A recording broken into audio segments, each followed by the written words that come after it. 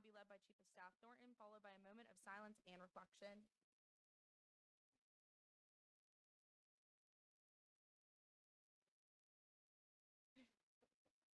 I pledge allegiance to the flag of the United States of America and to the republic for which it stands, one nation, under God, indivisible, with liberty and justice for all. Please remain standing for a moment of reflection.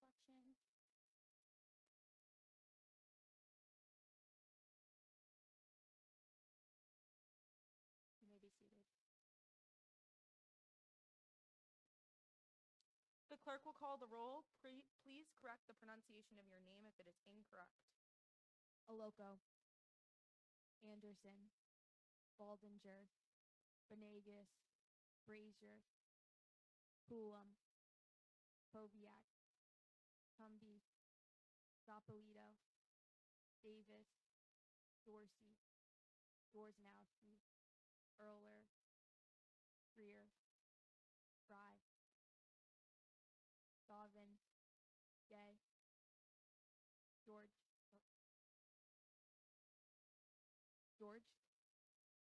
Gopel, Hopkins, Hunter, Iftikhar, Jacobson, Cassetti, Keenan, Kern, Kirby, Lemery, Lewis, Matthews, Monwaring,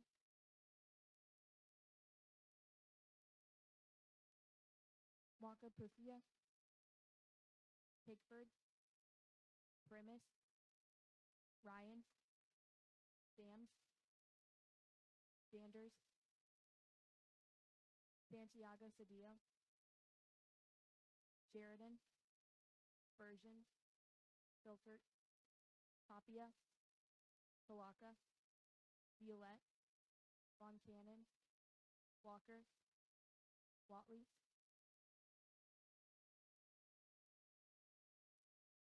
With the quorum being present, is there a motion to approve the Journal of September 24th, 2025 as found online? Is there a second? Without objection, so ordered. We are now in line for general orders of the Senate, beginning with reports from Senate leadership. Speaker Pro Tempore Violette, you are recognized.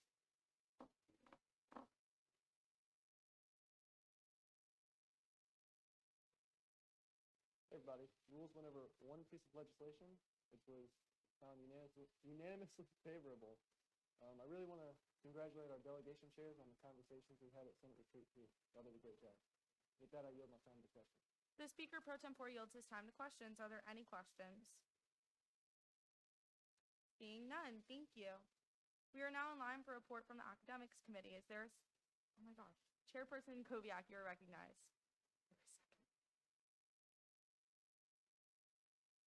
Been a long day.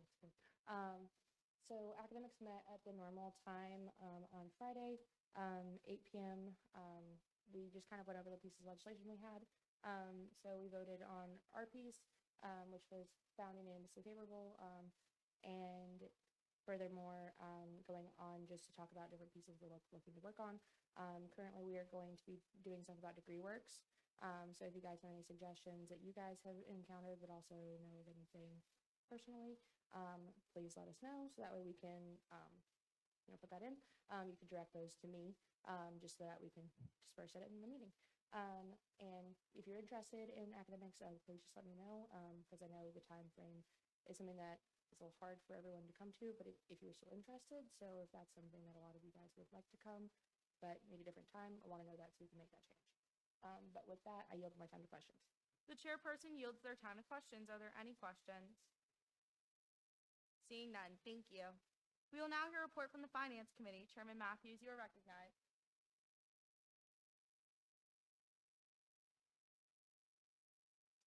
Good evening.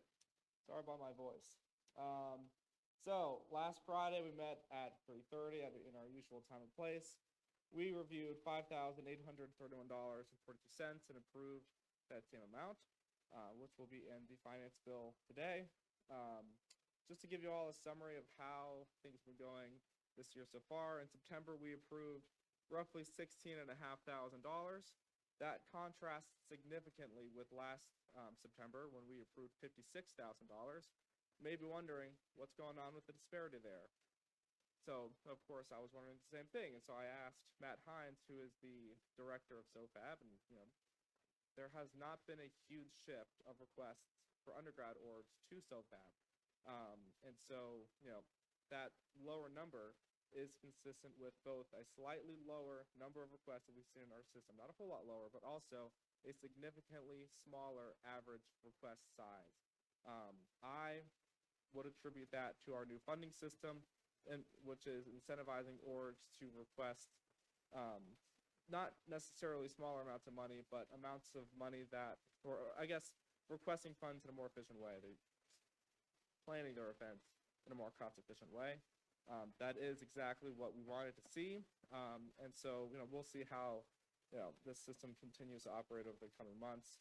But as we are standing right now, we are on track to run out of money about towards the end of the fall semester, and that is, I'm speaking about the fall budget. Of course, we have a spring budget that we have not started tapping into yet. So that's very good news. We have about $30,000 in our system. Right now, it's about 30 requests, and a lot of that risk has already gone through, so we're just waiting on the comptrollers to get those through to committee, so hopefully a lot of that can make it to committee this Friday. I'm expecting us to spend about $45,000 this October, which is faithfully in line with what we saw last year. So we're moving at a good pace, and I'm happy with how things have been going. Finance committee attendance has been great, so let's keep that up, guys. Yeah, I yield to questions. The chairman yields his time to questions. Are there any questions? Seeing none, thank you. Thank you. We will now hear a report from the Health and Safety Committee. Chairwoman Cumby, you are recognized.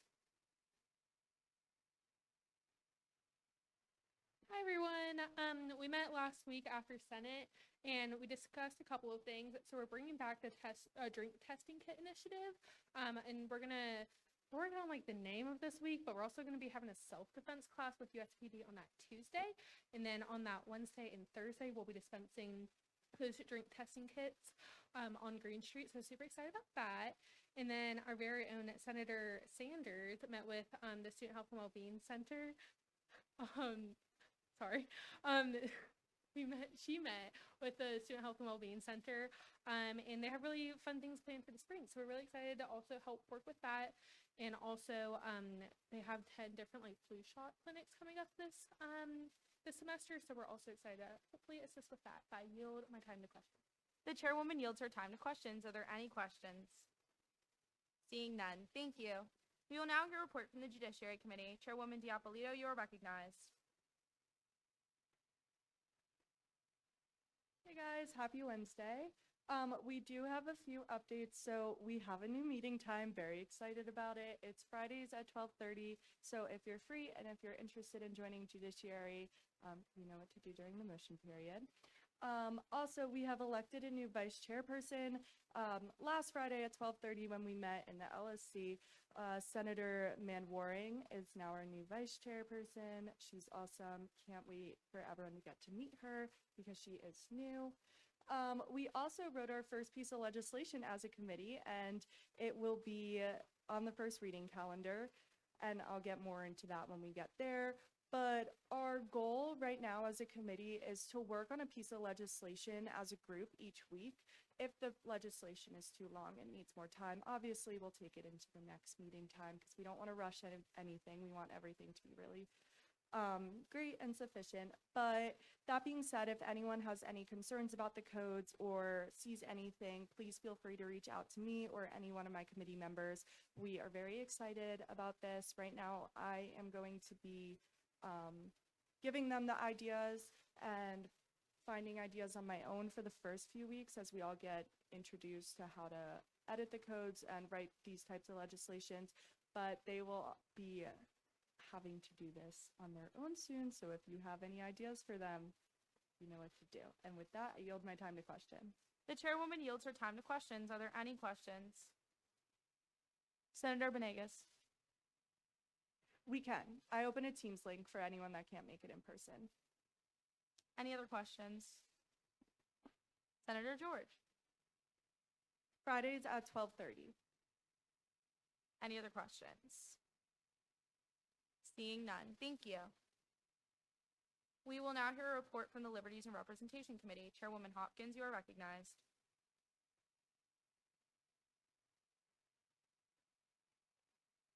Hi, guys. Okay, I have a slightly longer list of updates today than normal.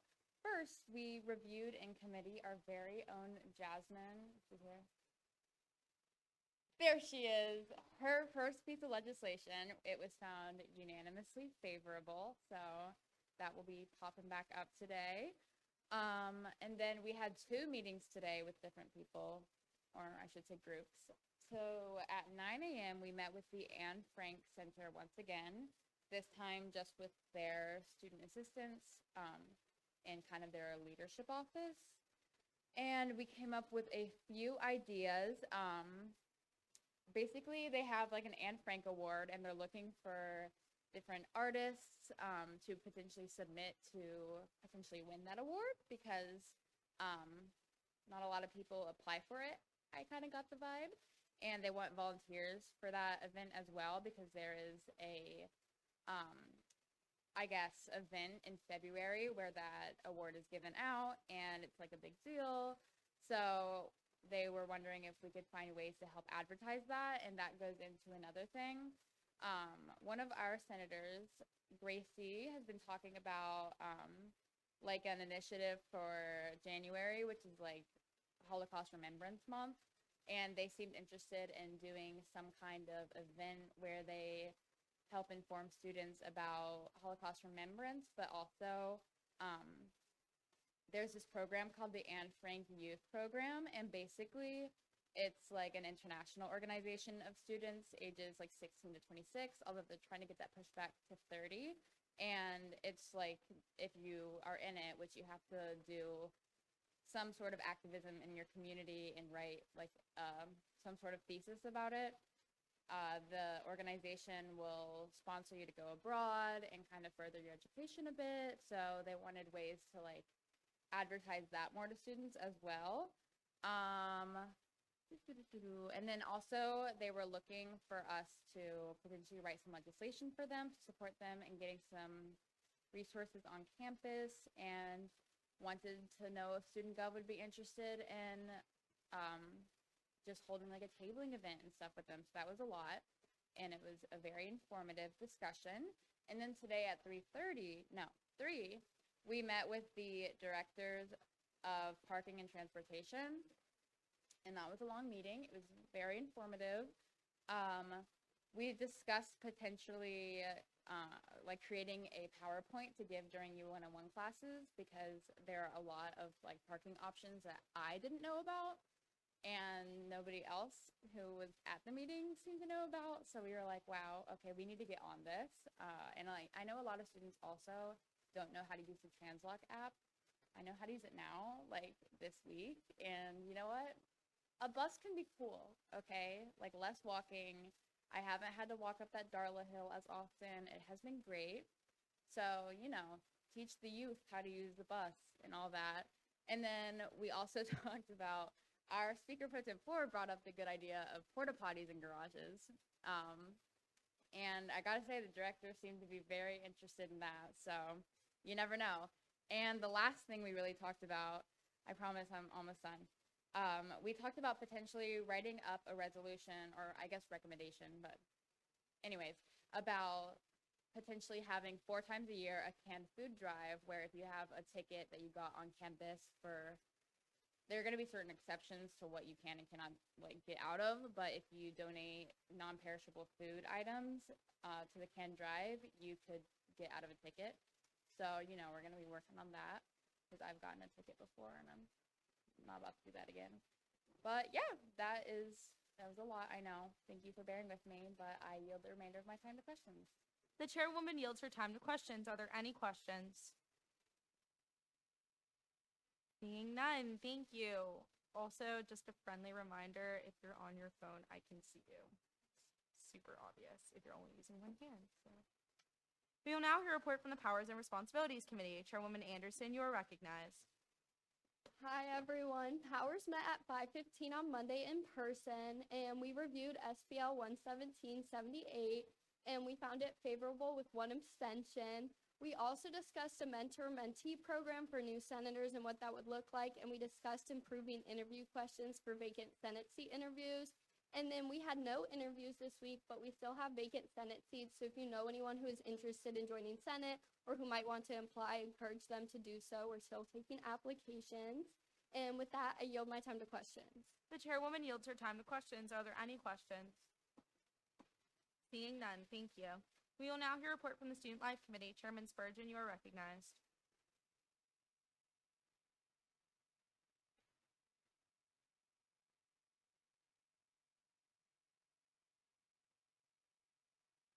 We met at our normal time this week and voted on 3 pieces of legislation. The bill for dining hall hours to be extended on high demand days, which was found favorable with an amendment defining the hours, dining halls, and what a high demand day would look like, just so that someone would know a little bit more about what we were trying to do. We voted on the piece of legislation requesting that students be placed on the University Foundation Board, and it was voted unfavorable due to a lot of lack of specifics or plan to make that happen. A lot more details. If you want to know more, ask. We'll talk about it. And then third piece was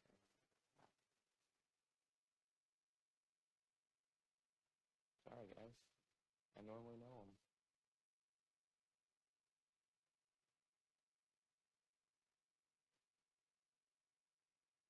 Which one? Oh yeah, the academics piece to grade on. Thank you, Len. To standardize or at least investigate standardizing or enforcing professors returning assignments in a time that allows people to proceed in the course without not knowing how they're doing until the end. So that would look like a lot of different things for a lot of different courses and a lot of different majors, but the bill accounted for that, so I'm favorable. I yield the questions. The chairman yields his time to questions. Are there any questions? Chairwoman Diapolito.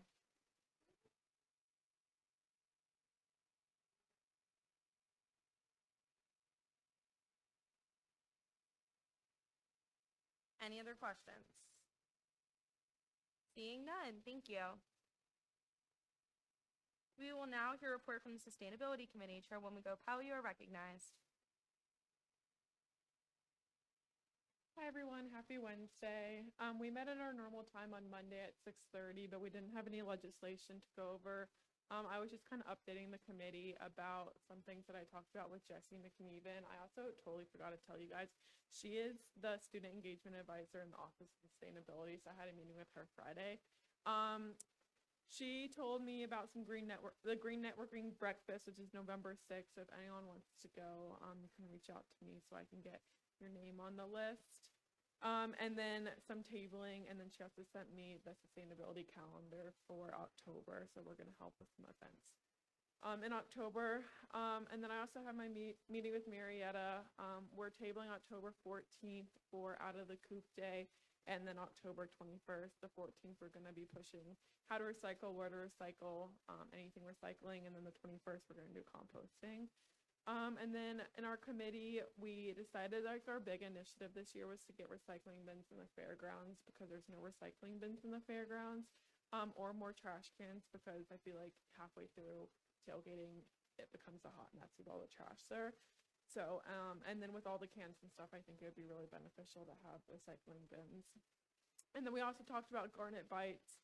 If you don't know what that is, if an event or organization has leftover food, they can put it on Garnet Bites, and we were thinking about dining halls doing the same thing instead of like throwing it away. And then last thing, RHA wants a joint legislation for recycling bins in the quads, East Quad and South Quad, because there's currently no recycling bins. And I yield my time to questions. The chairwoman yields her time to questions. Are there any questions? Seeing none, thank you. We will now hear a report from the freshman council. Are there any representatives from the freshman council present? Y'all are recognized. And tell us your name and like your hometown.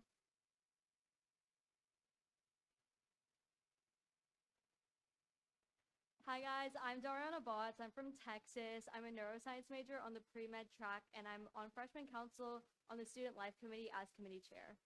Hey guys, my name's Austin Frazier. I'm from Clemson, South Carolina. I'm a political science major with a pre-law minor, and I'm on freshman council serving as the Student Life Vice Chair. Student Life is planning to host a hot chocolate and coffee bar in partnership with the Academics Committee for students the week before finals to alleviate some stress of finals week. And Academics is planning a smart study habits event with tips and advice. They're also having a food bar during exam season. In addition, they're planning to organize a school supply donation drive. Next up, Liberties and Representation is planning on making a table called Sweets and Suggestions to hear from students and what they would like to see from freshman council, while also providing snacks to students. They also want to help students who are still not sure how to work the bus apps by adding transportation curriculums to the classes of Universities 101. Next, Health and Safety is planning on extending Safety Week by having different events to keep reminding students the importance of safety. They're hosting more table events that are closer to spring rush to be able to expand knowledge about drink spiking and how to stay safe outside of campus at night. Finally, Sustainability is planning on extending out a survey to students to see what their knowledge is on sustainability at the beginning of the year. They will send out another survey at the end of the year to see how students' knowledge has improved over the topic. They are also planning on hosting a Thrift Day event this semester. We yield our time to questions. The representatives yield their time to questions. Are there any questions? Seeing none, thank you. Good job, guys. We will now hear a report from the Constitutional Council. Chief Justice Butcher, you're recognized.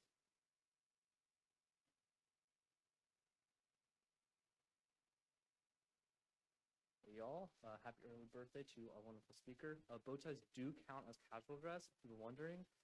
The only thing I have to report is that I'd like to clarify that while not all members of student government need to be confirmed by the Senate, Section 4630 says that all members of student government must take the oath of office before they can be considered members of student government and assume their role in office.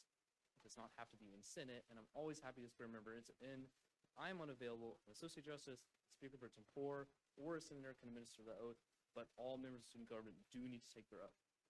Thank you, and I yield my time. The Chief Justice yields his time to questions. Are there any questions? By a show of hands, are there freshman council people in here who have not taken their oaths of office? It's okay, you can raise your hands. That might be a great thing to do during the motion period, you guys. Just saying. Okay. Thank you. Senator Davis. Granted. We will now hear a report from the Speaker of the Student Senate. I am recognizing myself. Hi guys. Good to see you guys all in dress down. I feel super comfortable. I hope that you guys are. Thank you for a great Senate retreat on Sunday. I was really, really proud of how that went. I took all of your action plans home with me and I'm working on reading them. So you're probably going to get an email from me by like Sunday. Just so you know, my next steps are going to be, I'm going to look at every single one and I'm going to put you in contact with somebody in cabinet that has to do with that topic and or kind of consolidate. Like if there's 5 senators that all talked about Bull Street parking garage, then like I'm just gonna kind of put all y'all together in a Bull Street parking garage group. The slideshow from the retreat is posted now under the training materials. I said that in the group meet, but you guys ever want to look back at that, it will be there for you guys. Don't forget that all of the fun motion stuff that we learned on Sunday is always just going to be in our rules of procedure. Otherwise, that's actually pretty much it for me. I'm just really, really happy with Senate Retreat. I've seen the difference already. I really appreciate all the emails that you guys have been sending over the last few days. They've all worked perfect. Please remember to CC them on me. Let me know if you have any questions. And with that, I yield my time to questions. Are there any questions? Oh, I remembered the last thing. Rules is going to be meeting earlier on Sunday this week because we have walkathon. Jordan will talk about walkathon during his report, but just so you know, it's going to be earlier in the day on Sunday because of that. Any other questions? Seeing none, thank you. We will now hear a report from the Student Body Treasurer. Treasurer Ashley Reynolds, you're recognized.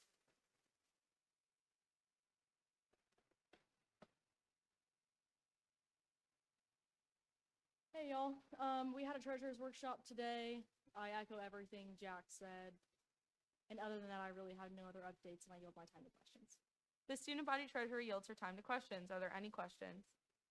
Sorry, I accidentally deleted your slides. That's why it says speaker. That's okay. I'll bring it back. Seeing none, thank you. We will now hear a report from the student body vice president. Vice President Jordan Richardson, you are recognized.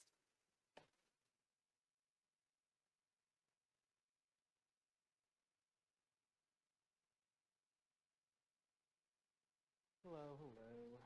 Do you guys remember for my past few reports I told y'all to save the date for October 5th? Time is now. So, I hope to see you all out at Walkathon this Sunday. It's from 3 to 7. I mean it when I say I really hope to see all of you there because I need y'all's help being there. Oh yeah. Yes, everybody pull up those phones. If you have not already registered. This is an attendance forgiveness event. Hope you have an unexcused. I need to see some more phones. Please. There we go. Thank you. You are on the list. Yeah. Jordan, could you explain? Do you have to stay the whole time? Can you come for a brief period of time? You don't have to stay the whole time. You can come late, but if you are coming late, please register beforehand because the registration is going to cut off at 3:30. But I was going to explain what the money is going to. So we're raising money for an emergency mental health fund. So students that need additional mental health support outside of USC, outside of our counseling services, can get that help they need. Our registration fees, the little plot, I think it's actually after tax, like $70.30.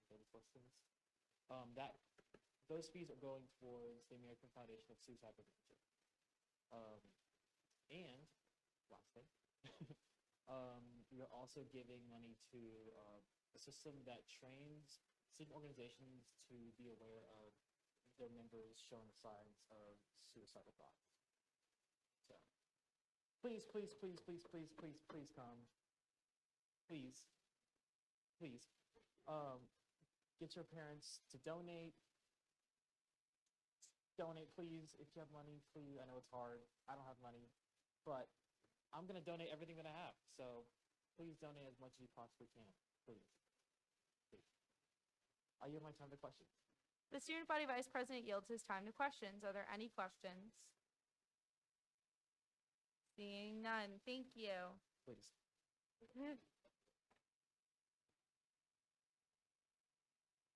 We are now in line for a report from the student body president. Cole Rotundo, you are recognized.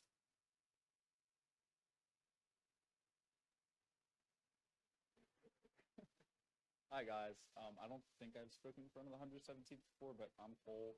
I'm Courtney's chief of staff, and she couldn't be here today, so I have some updates from her. So Courtney had a board of trustees meeting last week. She has some great new ideas and things to focus on in the coming year. She also had a meeting with some of the finance teams to discuss student fees. More information to come. On Monday, Courtney met with Lisa Gerald to discuss student absence policies and wellness days. Again, please make sure you sign up for the walkathon. Ditto on everything that Jordan said. It's a great event. October 5th, 3 to 7, Founders Field. Cabinet had a great meeting with Dr. Lawhead. He's the new Assistant Vice President of the Career Readiness and Postgraduate Success. If anyone in Senate is interested in working on anything related to this, please let me or Courtney know, or anybody in Cabinet, including, you guys have met Jack Hensley. He's our Director of Legislative Affairs. He's kind of like the connection between President's Branch and Senate. Cabinet is also working on AI information social media campaign relating to many of the questions we've been receiving for students. And with that, I yield my time to questions. The chief of staff yields his time to questions. Are there any questions? Seeing none. Thank you. We are now in line for special orders of the Senate. Are there any letters, petitions, appointments, applications, or other? The clerk will now read. Application of Paula Giusti, Lena Luzvik, Sarah Sprouse, Maria Monica, Vincent Lee to be seated in the 117th student deck. The applicants are referred to the Powers and Responsibilities Committee. Continuing on with the special orders of the Senate, are there any letters, petitions, appointments, applications, or other? The clerk will now read. A communication from the Office of the Speaker of the Student Senate requesting delegation reassignment. Gavin Primus, College for Arts and Sciences, David Macapuzia, HRSM. So just a clarification before I ask for the vote on this. the reason that I brought this to your guys' attention is our Speaker Pro Tempore, thank you, Daniel, brought it up to me that on our delegation spreadsheet, it inaccurately numbered the number of seats for the College of Engineering and Computing and the College of Education.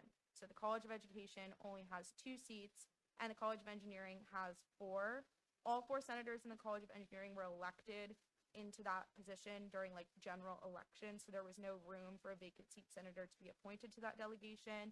And then the 2 senators that are currently in the College of Education, they were just in there before the last senator was added. So I'm asking for you guys to approve delegation reassignments because there are no spots and I inaccurately accounted for them in delegations where there were no seats. Does that make sense? So the question is of the approval of delegation reassignments en bloc. All those in favor say aye. All opposed? The ayes have it, the delegation reassignments are confirmed. Continuing on with the special orders of the Senate, are there any letters, petitions, appointments, applications, or other the clerk will now read? Seeing no more special orders of the Senate, we are now in the motion period. Are there any motions on the floor at this time? Senator Fry.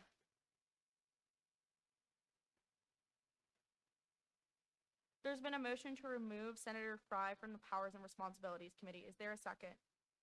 Without objection, so ordered. Senator Fry. There's been a motion to add Senator Fry to the Judiciary Committee. Is there a second? Without objection, so ordered. Senator Fry. There's been a motion to remove Senator Manwaring from the Liberties and Representations Committee. Is there a second? Without objection, so ordered. Senator Fry. There's been a motion to add Senator Manwaring to the Student Life Committee. Is there a second? Without objection, so ordered. Speaker Pro Tempore Violette. There's been a motion to remove Speaker Pro Tempore Violette from the Academics Committee. Is there a second? Without objection, so ordered. Senator Watley. There's been a motion to renumber SBL 11771, a recommendation to implement a streamlined notification system to update students on disability services to SBL 11770 or 82. This is because there is already an SBL 11771. Is there a second? All those in favor say aye. All opposed? The ayes have it. The legislation number is changed and it is now SBL 11782. Senator Walker. There's been a motion to add Senator Walker to the Academics Committee. Is there a second? Without objection, so ordered. Senator Lemery. There's been a motion to add Senator Lemery to the Judiciary Committee. Is there a second? Without objection, so ordered.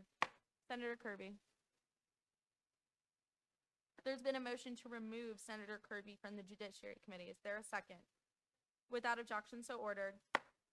Senator Govin. There's been a motion to add Senator Govin to the Judiciary Committee. Is there a second? Without objection, so ordered. Senator Matthews.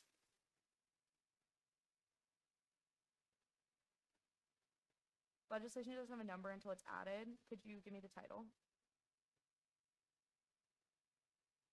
There's been a motion to add a recommendation to permit the Finance Committee to allocate funds to the first reading calendar. Is there a second?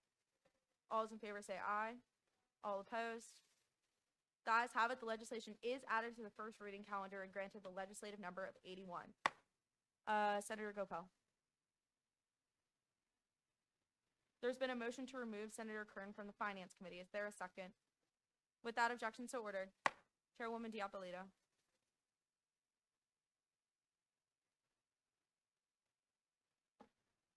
All right. There's been a motion to suspend the rules to allow the confirmed freshman council members to take their oaths of office. Is there a second? Without objection, so ordered. Okay, freshman council, y'all can come down now.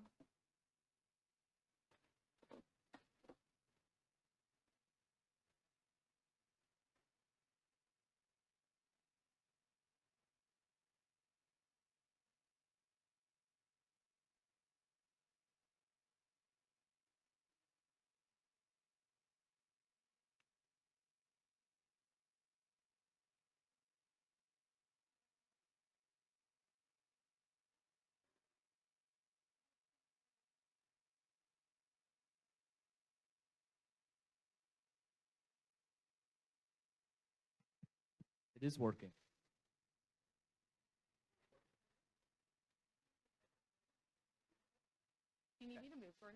Raise your right hand. I state your name. Do solemnly pledge to faithfully execute the office of freshman council member, to abide by student government constitution and codes, to uphold the Carolinian Creed,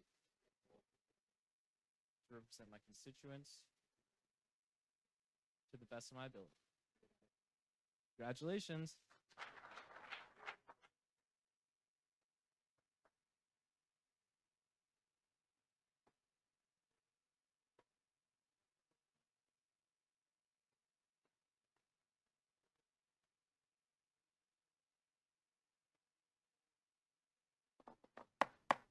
Is there a motion to reinstate the rules?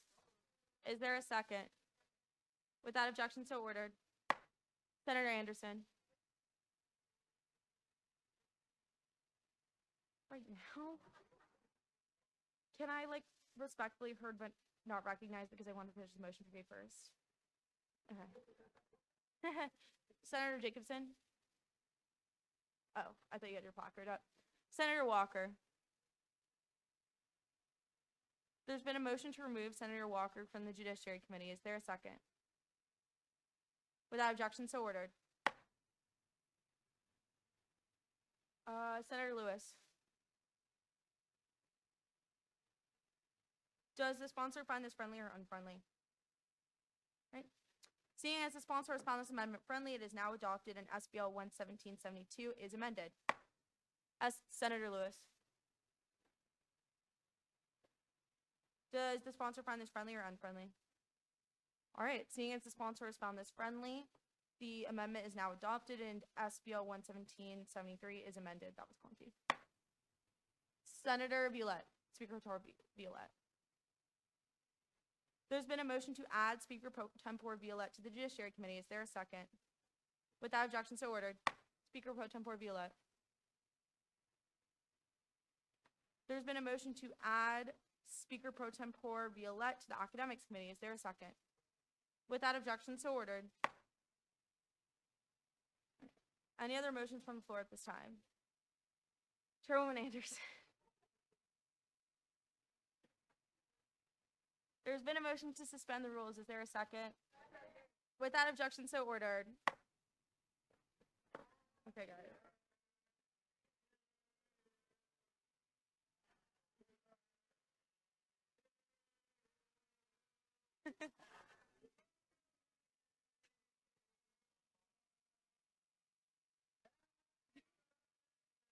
Cut the camera.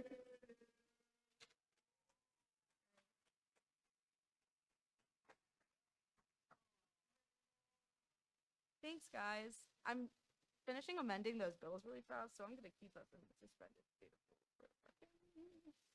Sorry. Speaker with Violette. Oh, but I paused my game to be here, like Candy Crush probably, but like specifically on my iPad, like not on my phone. I need the big screen. Let me edit these two bills really quickly. Sorry. Guys, talk with your Froco people. Say hi to them. Wait a minute. Bro.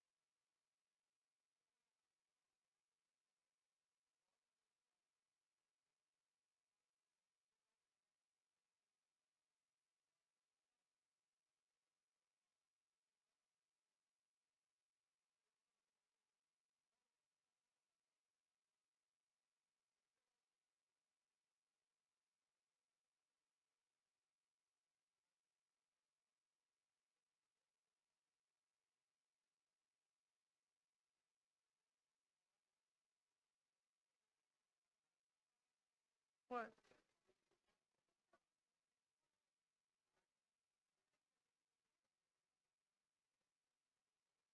Wait, I can't do that right now. One sec, sorry.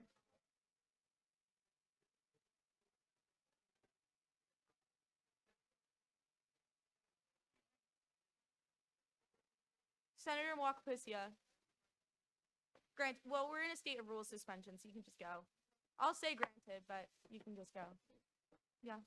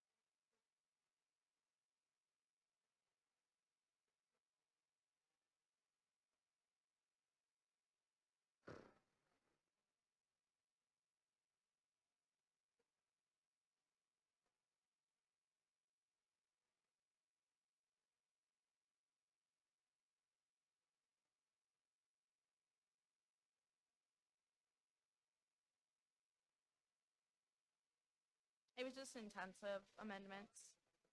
Okay.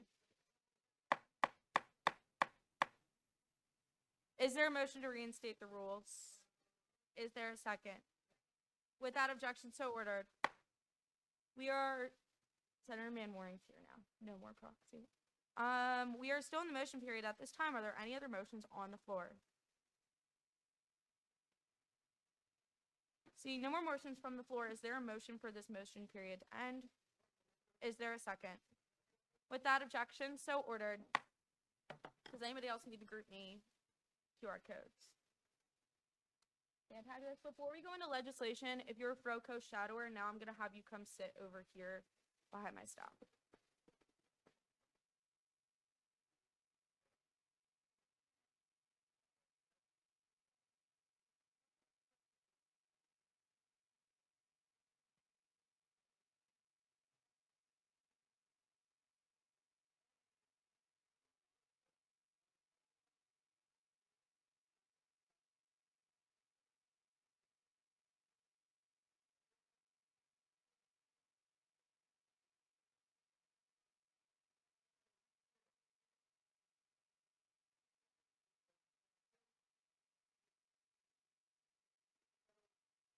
Okay.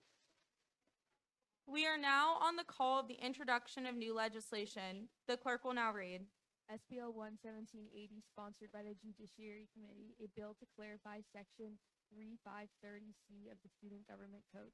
Chairwoman Diapolito, you are recognized to speak on this legislation. Hey guys, this is our first bill as a Judiciary Committee, and I'm so excited about it. So I hope everyone else is excited about it. Thank you, Grant, for the little excitement. As I explained before, our goal is to just go through the codes and clarify anything we can, and also fix anything we can. So right now for Section 80, or for SBL 11780, we clarified Section 3530C in the Student Government Codes. So first, I want to point out that we took out the word edit just because it says edit or modify. This is just repetitive. The filler words can just add confusion. We thought it just made sense to say modify. They're synonyms. Also, what else sorry, I think my phone. For C1, any modifications made by the comptroller wasn't necessary to be in there because point 1 and 2 are the reasons the comptroller would be authorized to modify an allocation request. Therefore, it's also just repetitive and makes things unclear because it is a different way of saying the same thing. So it takes a couple times to read over. Taking that out and rewording it was also important to avoid any confusion. And then for point C2, we made points A and B into comma sentences. Not only was the formatting wrong, just a little reminder, a sub clause is supposed to be lowercase Roman numerals, not lowercase alphabet numbers. Yep. But this stirred confusion and just added more conditions under the main conditions, if that made any sense. So we just put it into a comma sentence to not add conditions on conditions. So now overall this piece just flows better and it takes out filler words to get straight to the point. It also takes out some lines, so now our codes will be shorter. Woo! And with that, I yield to questions. The chairwoman yields her time to questions. Are there any questions? Seeing none, this legislation is now referred to the Powers and Responsibilities and Judiciary Committee. Oh my gosh, I'm sorry, I misspoke. The Finance and the Judiciary Committee. Continuing on with the call of new legislation, the clerk will now read. SBL 11781, sponsored by the Finance Committee. Recommendation to present to the Finance Committee to allocate funds. Chairman Matthews, you are recognized. We're back. All right, yep, $5,831 for the orgs listed in the bill. I yield the question. The chairman yields his time to questions. Are there any questions? Senator Hunter. There's been a motion to pass SBL 11781 by unanimous consent. Seeing no objections, this legislation is now adopted. Continuing on with the call of new legislation, the clerk will now read. Hearing none, that completes the call of new legislation. We are now on the call of the uncontested legislation. The clerk will now read.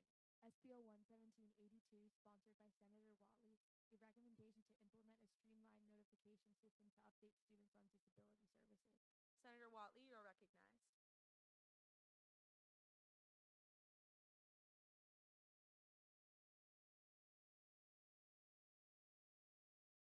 Hello, everyone.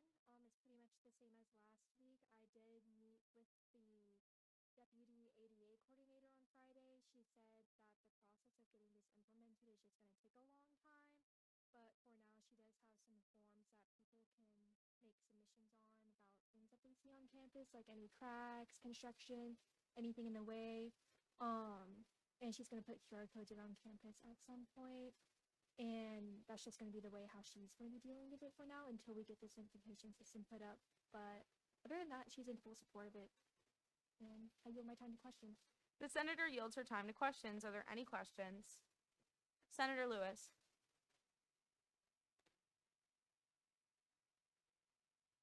So she has to pair with like USC to see if this notification system can be put in. First she has to prove to USC that there is a need for this, which is why she's having the form submissions available first, so that way she can say like, oh, all these students are applying, so that means that we need this system put in place. But that's just the biggest roadblock that's in it right now, but she's working on it. Chairperson Koviak.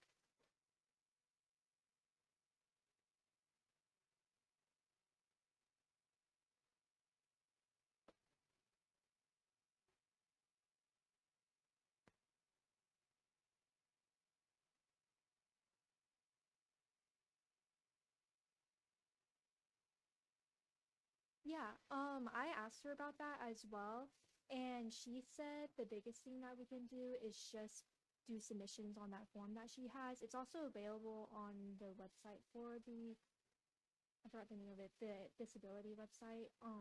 Yeah, and it's available there, that form as well. And she just says, just submit, so. Any other questions? Senator Lewis.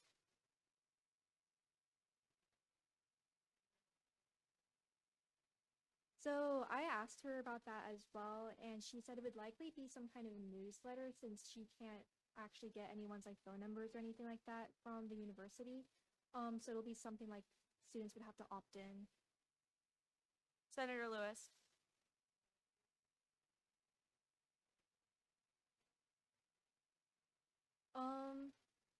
It is, she did tell me, it's still like a work in progress. But she did tell me that it would be an opt-in system, and the SDRC would just send an email out saying, oh, this is something that you can sign up for. It's not something that we can like, or that they would be able to force everyone to be into. Any other questions?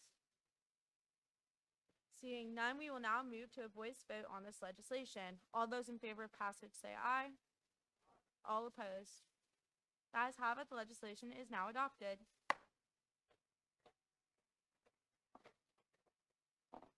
Continuing on with the call of the uncontested legislation, the clerk will now read.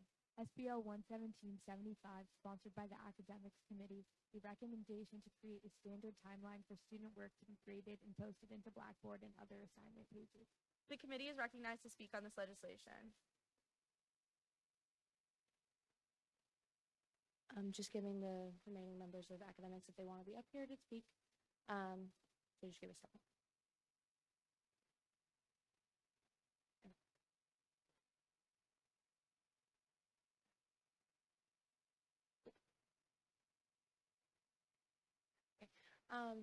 So just kind of giving a reminder of like what this piece is, and then also addressing a couple of the questions we got. So we just kind of were looking at doing this piece because a lot of our students, you know, we talk about things that the school's struggling with, and one of the things that we very much are seeing are things like graduation retention timelines. It's not going as cool as it could be, and even in certain situations like pop school with the provost, we've gotten some things about like professor timelines, timeliness in general for grades, and was just having this recommendation written to essentially suggest and ask the college as a whole to kind of look at this topic and develop timelines and things that are informed with each department in college that are uniform and functional. That's partly why there wasn't specificity as to like, we want all assignments to be graded within 2 weeks. You know, if you're having, for example, college social work versus college of engineering, what you're doing as an assignment at the very minimum is very different. If you're building a rocket versus writing a paper, there's different grades entirely. So kind of thinking about letting each college kind of create those things because they would know more about what they could see. They also know a bit more about like who has a TA, who doesn't. And then also addressing the aspect of the questions we got about where else does this. After doing a lot of research, it would be at this point that we'd probably be the first to be leading this charge. A lot of colleges do not have a wide sweeping thing other than kind of what we're all used to of final grades, getting them in. That's the only thing that has a timeline. And usually I would guess, there are a lot of online colleges that actually have specific timelines. One specifically like Walden University requires that instructors to post grades within 10 days of an assignment's deadline. California State University has a recommendation. It's not like a binding thing, but it's something of like a, hey, professors, if you're not doing this, we may check up on it. You know, grades should be updated throughout the semester, at least every 2 to 3 weeks or as soon as feasible after submission. And this is something where like, yes, we may be the first, but that's not something that we shouldn't still do. And I think it would be something, I think our committee would agree, it's something that is going to benefit the students as a whole and benefit us from a data standpoint with graduation retention data. But that's my piece on it. Yeah, that's everything. Yeah, okay. But with that, we yield the time to questions. The committee yields their time to questions. Are there any questions? Senator Loco. Yeah.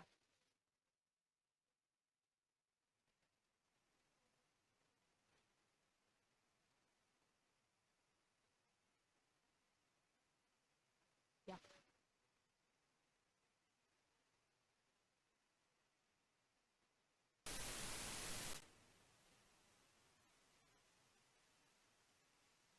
That's a fair point. I think that's partly up to the implementation aspect, and that's also, again, why it's a bit vague. Because, you know, you can think about those kinds of standardized testing, that kind of thing, of like, if there's something that everyone did, half the class, you know, got sick, you know, whatever happened, people weren't able to take it. Just making sure that, in general, having the grades published, whether or not you can actually see stuff, because then at that point, you know, you got enough wrong and you can go to your professor. So you may not have to show the entirety of like everything's released, but then you know at that point of, okay, well this grade was just in limbo. Oh, now I know I have a 60. I need to go ask a lot of questions versus, it's an 80. It's fine. Like I probably want to know the content later, but like it's not going to make or break it if I don't know the answers for another week or two. That kind of thing. Senator Kirby.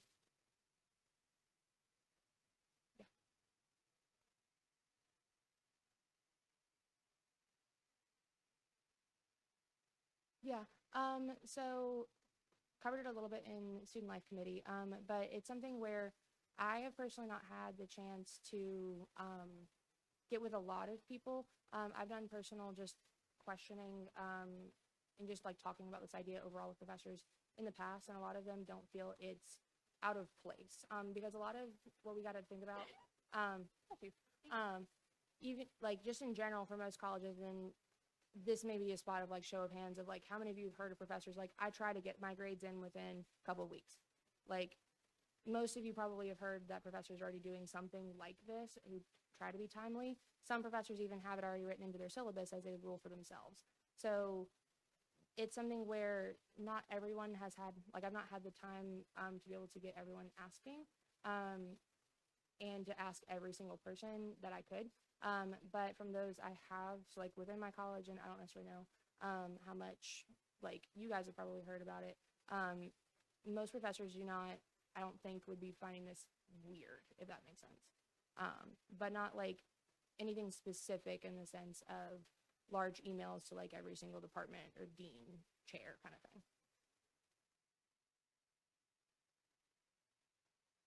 Like anyone specifically? I'm just wanting to make sure I'm addressing your question fully. Okay, that clarifies it. So I'm planning to bring it up with the provost just to see what her thoughts are. But I do know from data we have from Popsicles with the provost, this was also something that she got data and questions about. So I imagine they're already discussing this, and this may be something they've already got on their agenda. So, Any other questions? Senator Dorsey. yeah. So that's partly, again, the reason of leaving it vague. And this is, again, like it's implementation. We as a body do a lot to just suggest what we think should happen, but we don't know a lot of like how these internal structures go. And, you know, there's ways for things to get expressed. We have student evaluation forms. There are, you know, you can go talk to a department chair if a professor is not doing great for other capacities. That's within your rights as a student.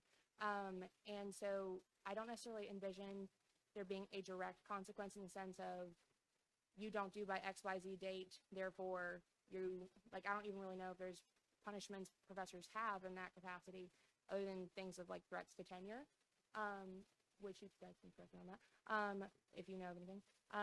But on that aspect, like, I don't think there'd be a tangible thing, but it's more of a social contract spot of like, if you expect this of us as students, shouldn't we expect this of you as a professor? And that can be something where like you can discuss with them if they're not following up and discuss with the department chair. And if specific colleges or departments want to create something where professors would be incentivized or, you know, would have a punishment if they don't put those grades in, that would be up to them, if that makes sense. Yeah, point of information. So due to like academic liberties and freedom in the educational space with professors, a lot of policies are not enforceable. Like this is what we talk about with our mental health days.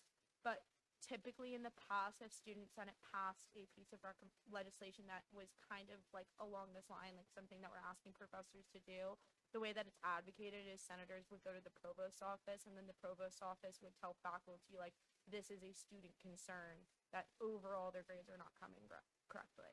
Yeah, it's kind of like a culture spot. And it's just a reminder, like these are recommendations. They're not fully like set in stone, like we set the rules here. It's just showing our support for like, hey, we feel this way. We would like it if, you know, the president would help us out here and just post the grades in a timely manner. Yeah. Essentially, we're just trying to give voice to the students who are already saying this is a problem. Because students have been saying this is a problem. I know, like, I can count on my hand, like, I've had, like, 5 to 6 professors were like, hey, I'm not seeing my grade, what is it? Hey, what's my grade? I kind of need to know. And that's just me as a student. And I know a lot of you guys have probably also experienced it. And if you have at least one class for every single student, that's every single student in the student body.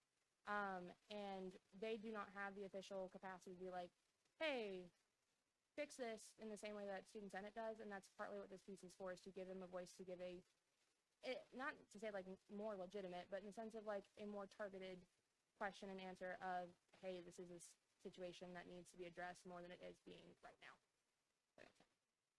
Senator Walker. Granted. Senator Brazier. There's been a motion to appoint Senator Davis as Senator Brazier's proxy. Is there a second? Without objection, so ordered. Senator Brazier. Granted. Any other questions? Senator Lewis.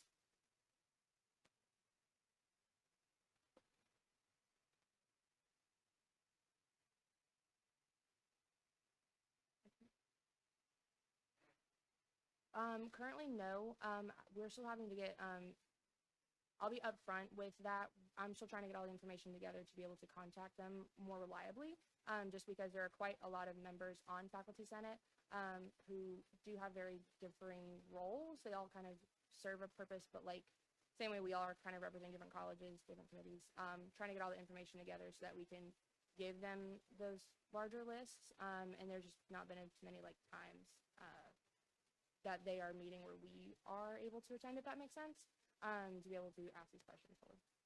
Faculty Senate has not met in the time that this legislation has been on the calendar. Yeah. Chairwoman Anderson. For a period of, all right. There's been a motion to commit SBL 11775 to the Academics Committee for a period of 1 week. Is there a second? All those in favor say aye. All opposed. The ayes have it. The bill is committed to the Academics Committee for a period of 1 week. Okay. All right. Do we need to like, Like, it's just not really on the table of discussion just anymore. want to make sure. Yeah. Cool. Thank y'all. Senator Iftikhar.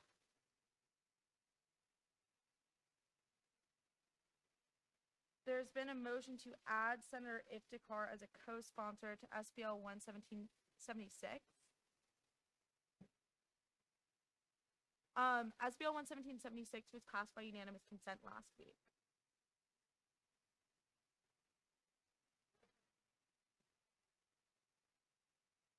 Okay.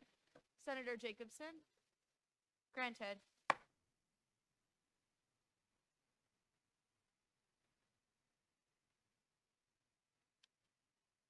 Okay. Continuing on with the call of the uncontested legislation, the clerk will now read. SBL 1. Sorry, Senator Sheridan. Sorry. There's been a motion to appoint Senator Spurgeon as Senator Sheridan's proxy. Is there a second? Without objection, so ordered. Senator Sheridan. Granted. Great. Continuing on with the call of the uncontested legislation, the clerk will now read. SBL 11778, sponsored by Senators Doppolito and Dorosnowski, a bill to amend the impeachment process and clarify existing impeachment procedures. The sponsors are recognized to speak on this legislation.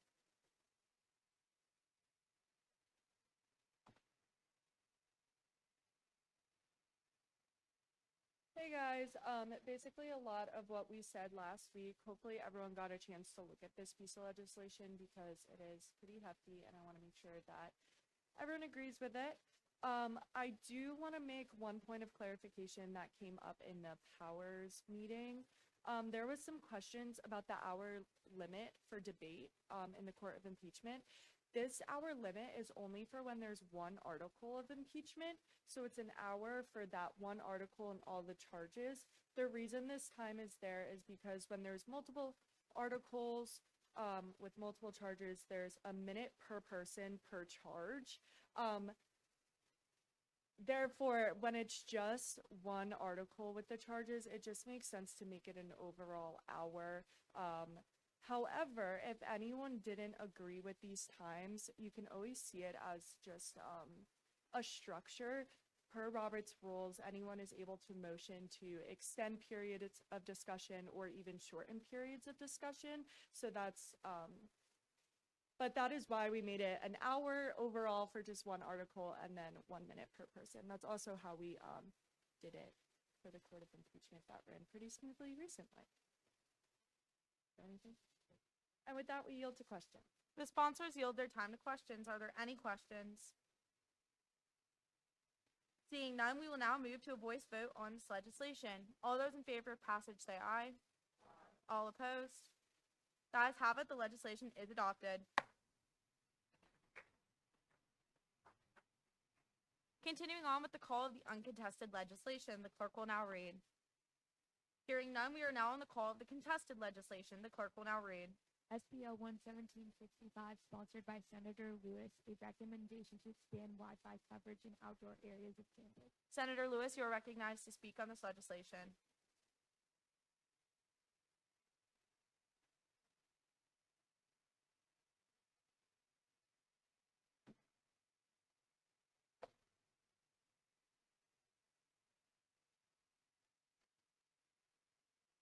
Good evening.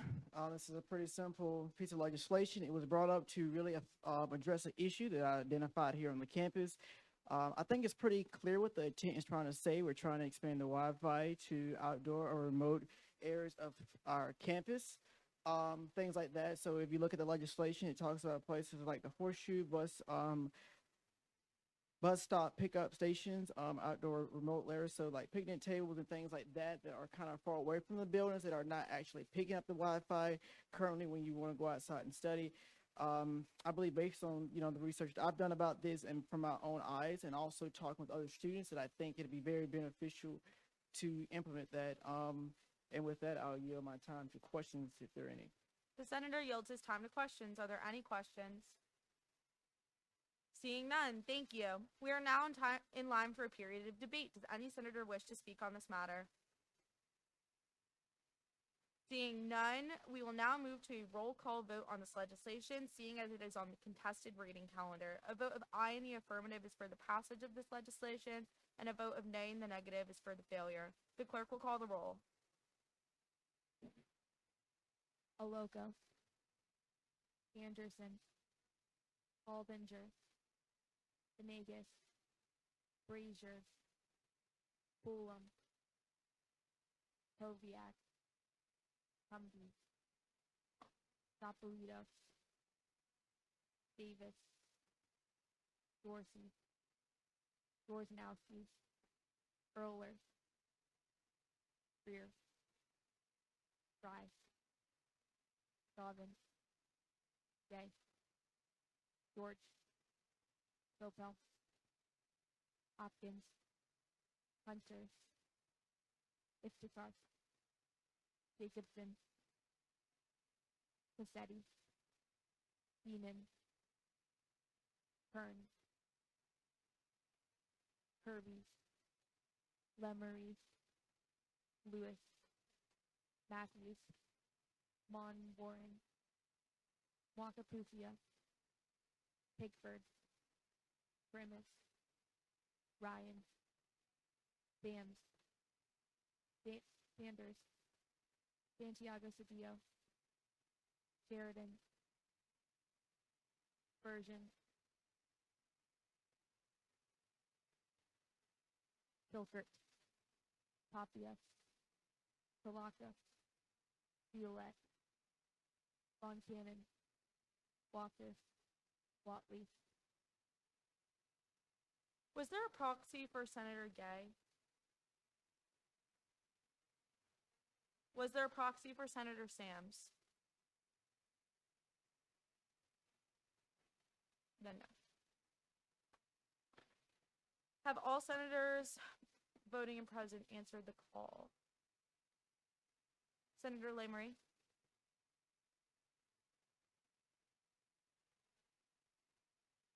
Oh, no. Typically, if somebody hasn't, they would say done. So everyone has voted at this time? Okay. Right. By a vote of 44 ayes to 0 nays and 0 abstentions, this legislation is now adopted. Senator Hunter. There's been a motion to appoint Senator Dorznowski as Senator Hunter's proxy. Is there a second? Without objection, so ordered. Senator Hunter. Granted. Senator Coulomb. There's been a motion to appoint Senator Primus as Senator Coulomb's proxy. Is there a second? Without objection, so ordered. Senator Coulomb. Granted. Any other motions on the floor? Okay. We are now continuing with the call of contested legislation. The clerk will call the roll. SBL 11766, sponsored by Senator Lewis, a recommendation to expand meal plan use to athletic concessions. Senator Lewis, you are recognized to speak on this legislation.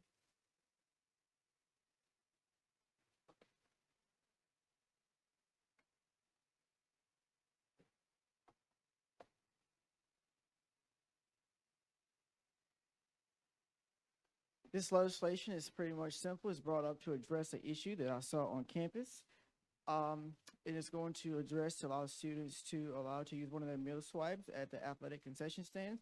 I believe that it's pretty clear. It states what the intent is to expand beyond what they're paying for now for their meal plans to use at the athletic concession stand. So those retail swipes they can use now, they will be accepted at the athletic venues where they deem necessary or appropriate. It wouldn't be a major adjustment. It would be just updating the PSP purchasing system that in the student sections with this. With that, I yield the rest of my time to questions. The senator yields his time to questions. Are there any questions? Senator Koviak.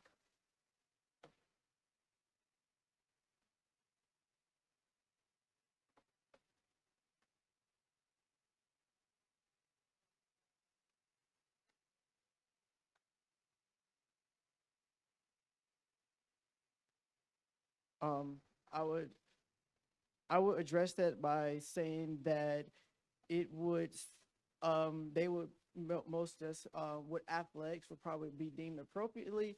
I would kind of base it off of if you look at like the meal deal, it's not in every venue currently right now or every section. So, but mostly I would target for Williams-Brice and soccer and volleyball, the heavy student traffic areas. Senator Kirby. Can you please define that?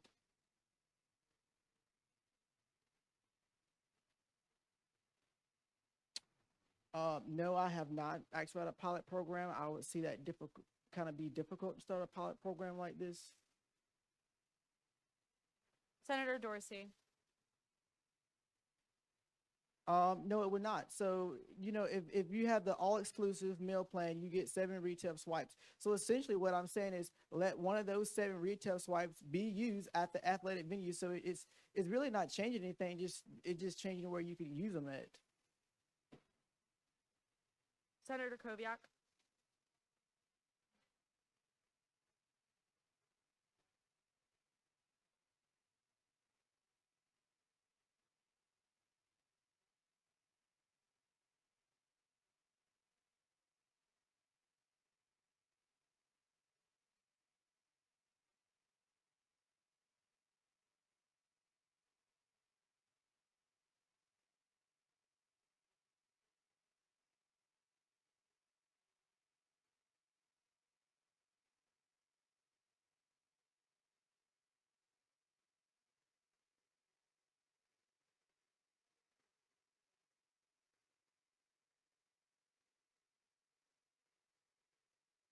Yes, the question does make sense, and I will say that looking at it and analyzing it is that I would say this through research that you was a couple years ago you were allowed to do this, and you know through that, and when they did some of the renovations there, they just never put that back in there. So essentially, I'm asking them just to put that software program back in there, but with the finance costs, I do not have an answer for that one.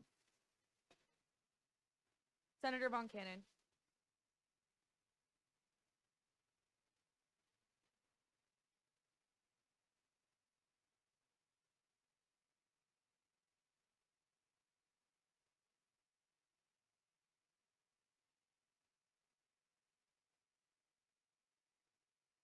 Answering the question appropriately, if your meal swipe equals equivalently cash dollars, so if you're using it for the Copic meal deal and your meal swipe is $7 and the Copic is however much it costs, then they're still going to make money because that is really just like cash. Senator Von Cannon.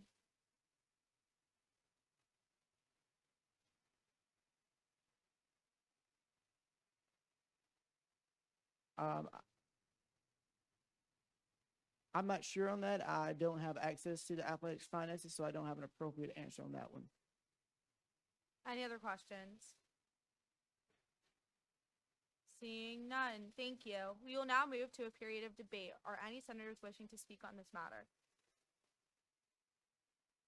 Also, just a quick clarification, any legislation that's tabled, if it comes off the table, whether it's a specified period of time when it's tabled or it's tabled and it's untabled with a motion, automatically goes on the contested calendar. Like, that's one of our rules. So there are pieces on here today that may have been found favorable in committee, but because they were tabled for a period of 1 week, they're just on the contested calendar. We're still in a period of debate, though. Do any other senators wish to speak on this matter? Seeing none, we will now move to a roll call vote. A vote of aye in the affirmative is for the passage of this legislation, and a vote of nay and negative is for the failure. Senator Violette. Yeah, you could. Senator Matthews. Great. There's been a motion to voice vote on SBL 11766. All those in favor say aye. All opposed? We will now move to a roll call vote. The clerk will call the roll. A vote of aye in the affirmative is for the passage of this legislation, and a vote of nay and negative is for the failure of this legislation. The clerk will call the roll. Please don't forget to vote for your proxies. Aloco. Anderson. Baldinger. Venegas. Frazier. Bulum. Koviak. Cumby. I'm so sorry. The side talking, it has to stop, everybody. Like, truly, I understand that we're dressed down, but the same rules still apply with decorum. The same rules still apply with phones. I can hear you. Please stop. It's not fair to my staff. You can continue. Gapolito. Davis. Dorsey. Dorsnowski. Erler. Greer. Fry. Gavin. Gay. George. Gopel. Hopkins. Hunter. Iftikhar. Jacobson. Cassetti. Keenan. Kern. Kirby. Lemery. Lewis. Matthews. Mon Warren. Wakapusia. Pigford. Primus. Ryan. Dams. Sanders. Santiago Cedillo. Sheridan. Bergen. Hilkert. Tapia. Salaka. Violette. Von Cannon. Walker. Watley. Have all senators voting and present answered the call? Senator Hunter has a proxy.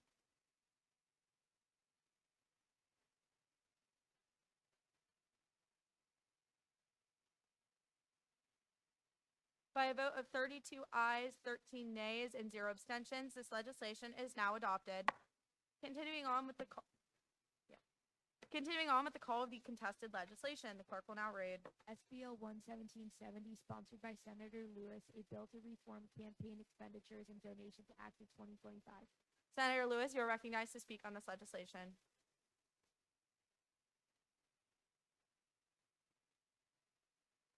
Senator George. There's been a motion to appoint Chairwoman Cumby as Senator George's proxy. Is there a second? Without objection, so ordered. Senator George. Granted.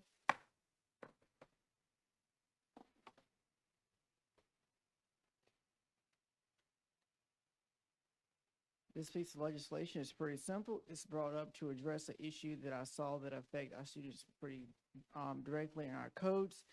I think it's pretty clear the legislation, I mean, it's pretty far our codes process and things like that. Basically, I think that right under the O code, you really couldn't do much with like that. It was a tight rule when it came to donations for campaigns and things like that. I thought was pretty, silly like that. The original rule stated you had to be the original maker of it, but not too many people own a t-shirt company around here.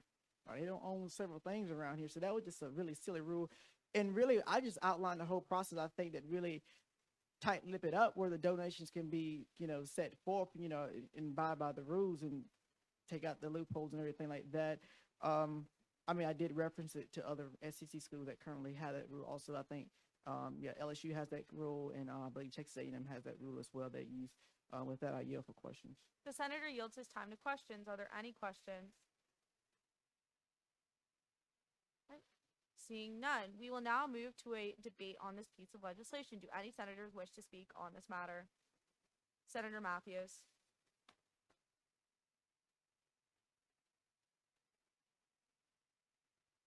Well, I guess I should have asked a question, but I mean, it seems to me like this is opening the door to being able to donate all sorts of stuff. I don't know. I have not really dug into this. This is honestly the first time I've looked at this one, but it just seems a little iffy to me. I don't like the idea of you being able to donate things to a campaign, especially for student government.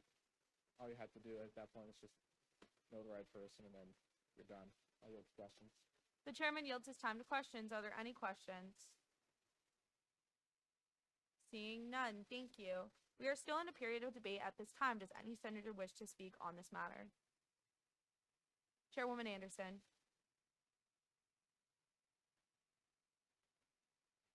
I think we need to be careful when we talk about things like this because a lot of these codes are in place to make it more accessible for people to run and be a part of the student senate. Like being a representative it should be open to everyone and it shouldn't be a privilege to people. And part of these codes are there so that people can't get donations.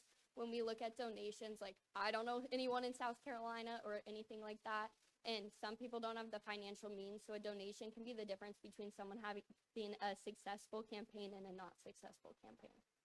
And I yield my time to questions. The chairwoman yields her time to questions. Are there any questions? Senator Kirby. Against it. Senator Loco.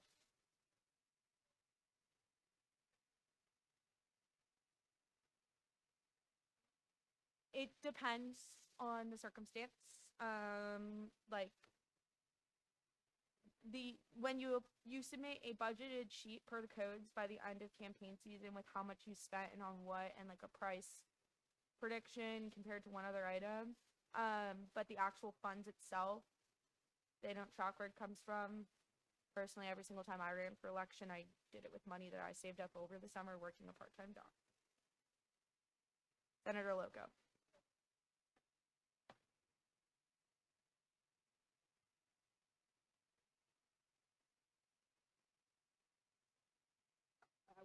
I do not. Like per the codes, I don't know a proper way to answer. The codes just say kind of what they say when it comes to like sources of money. Like student government is not going to be able to audit somebody's personal bank accounts and discover where the funds are coming from. Any other questions?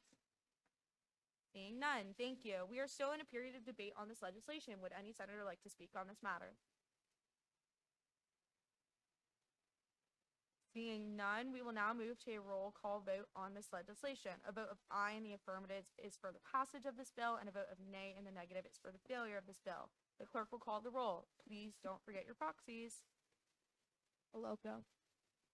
Anderson. Baldinger. Venegas. Frazier. Bulum. Koviak. Humby. Sapolito. Davis. Dorsey. Dorsnowski. Erler. Freer. Fry. Dobbin. Gay. George. Gopel. Hopkins. Hunter. Istakar. Jacobson. Cassetti. Keenan. Kern. Kirby. Lemery. Lewis. Matthews. Monwaring. Wakapusia. Pigford. Primus. Ryan. Sams. Sanders. Santiago Cedillo. Sheridan. Bergen. Hilgert. Tapia. Solaka. Violet. Von Cannon. Walker. Watley. Have all senators voting and present answered the call?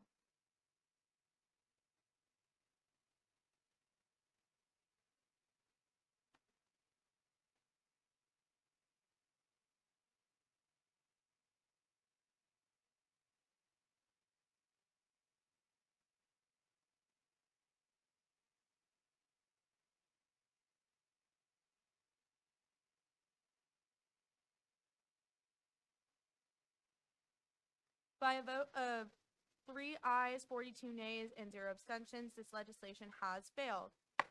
Continuing on with the call of the contested legislation, the clerk will now read. SBL 11772, sponsored by Senator Lewis, a recommendation to extend dining hall hours on weekdays and high demand days. Senator Lewis, you are recognized to speak on this legislation.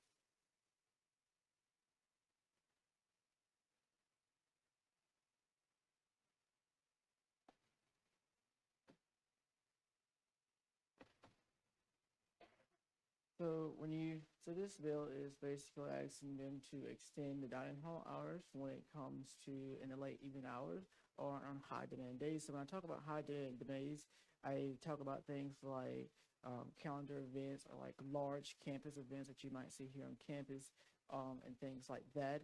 When I talk about evening hours, one of the things that the two dining halls that I had preference, possibly would be Garden Station here in Russell House or the Pavilion at Campus Village, but that's all contingent upon USC Dining using their data and what they find feasible and logistic what to be. So it could be one of them, both of them, on a need to go basis or rotating schedule, or anything like that. I don't think this will affect cost wise anything has to do with meal plans or anything like that. So if you look at the current hours here at Garden Station, it closes at 9 p.m. Monday through Friday. And if you look at the one at the Pavilion, it closes I think at 7:30 Monday through Thursday, and then I think at 8 on Friday. So those are not really long hours if you think about that. If you're going to a soccer game or you're going to a soccer game, you got a club meeting or you got off work and you want to eat that. And, some of this, I had one of the comments made to me, well, we got retail restaurant about that. That's fine, but you got a meal plan where you can get a buffet in these places that I think you should have access to and be able to use. And so extending the hours, I think would be very helpful. With that, I yield my time to questions. The senator yields his time to questions. Are there any questions? Chairwoman Diapolito.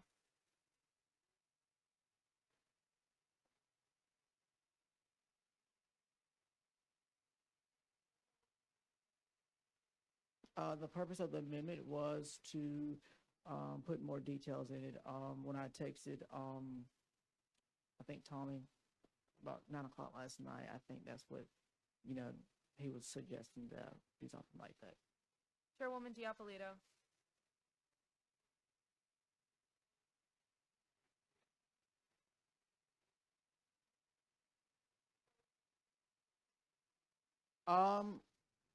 I can't really, I was not at the student life meeting, so I only got a brief text message about what happened, so I really don't know what the members were thinking or voted on.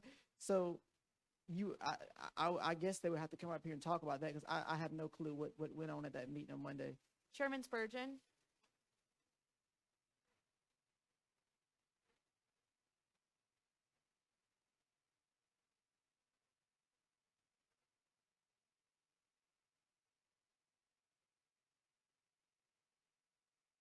I'm going to move around. Senator Von Cannon.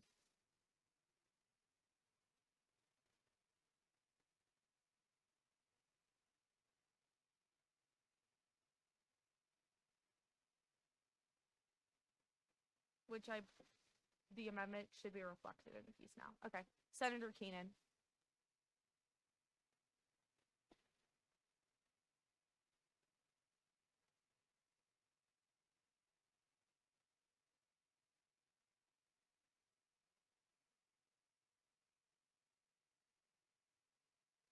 I'm not sure about that one. That is kind of out of a student's perspective scope. Senator Kirby.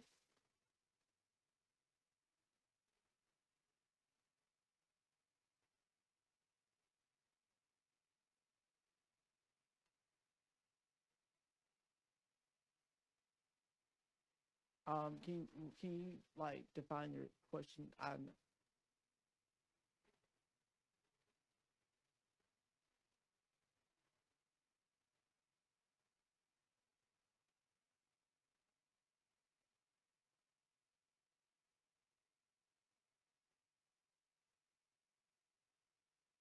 Yes, I believe so because I believe in certain parts of the dining room has the monitors in the ceiling that actually tracks the how many available seats so they can look at that data, the same software they use in the library.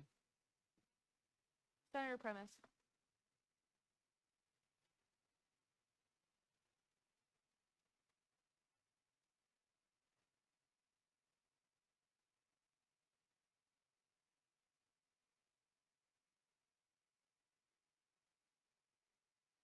I can't answer the second part. That's beyond the student scope.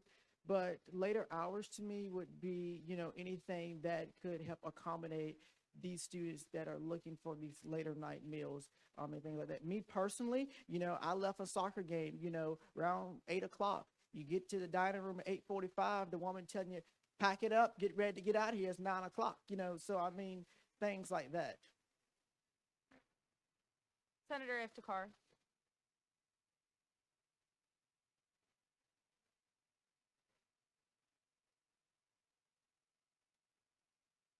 One more time, I couldn't.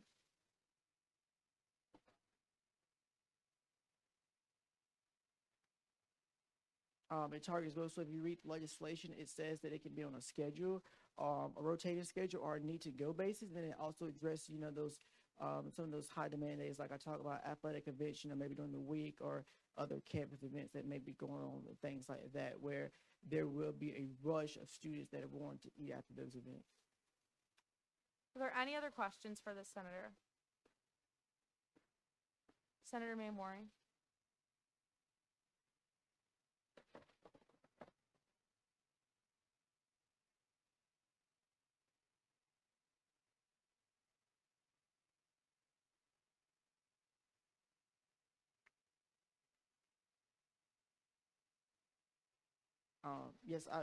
I'll most definitely look at that, but it was not, exactly stated in there, but I will look at all the possibilities I can.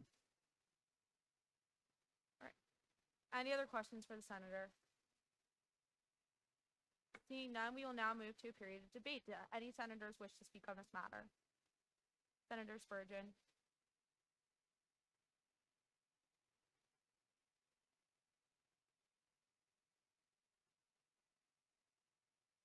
Chairwoman Anderson.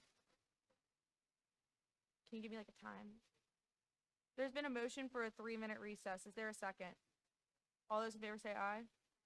All opposed? Point of information, I just really need to use the bathroom, guys. I'm so sorry. It's going to take 30 seconds. Is that okay? Can we re-motion, please? It's been a motion for a 3-minute recess. Is there a second? All those in favor say aye. All opposed? Guys have it. We're now in a brief recess. I'm sorry. It'll be 30 seconds.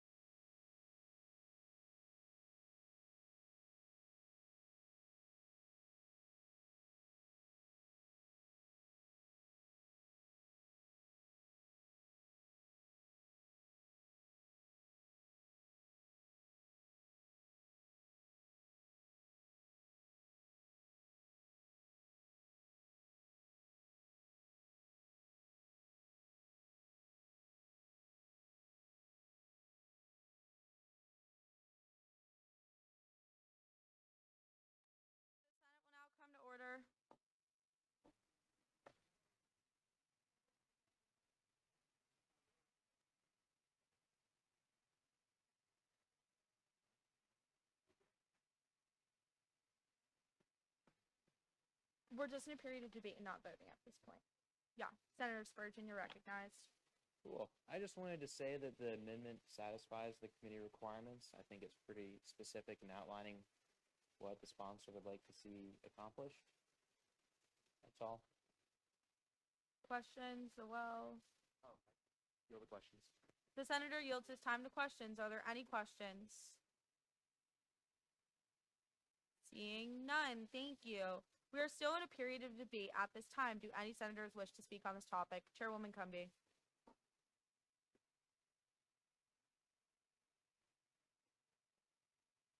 I'd like to speak in affirmation for this recommendation. Last term, we were able to see Senator Anderson's work in writing a recommendation to increase the hours on the library. All the recommendation does is sends it to the people who are the change makers and can possibly institute this. I know for me, I work jobs and typically they, especially during my freshman year, go past 9, you come back, where are you supposed to get food from? I think this is a really good idea, and I also just think it's a recommendation. It's not necessarily going to instill this. Also, we are students, we don't know how much it's going to cost, but by supporting this, there is the chance of it being on someone's desk and possibly making sure students who work off-campus jobs, on-campus jobs have readily accessible food options. I yield my time to questions. The chairwoman yields her time to questions. Are there any questions? Seeing none, we are still in a period of debate at this time. Do any senators wish to speak on this topic? Speaker Pro Tempore Violet. There's been a motion to end this period of debate. Is there a second? All those in favor say aye. All opposed? The ayes have it. The period of debate has been ended, and we will move to a roll call vote. The clerk will call the roll. A vote of aye and Senator Matthews. There's been a motion to voice vote on SBL 11772. Is there a second? All those in favor say aye. All opposed?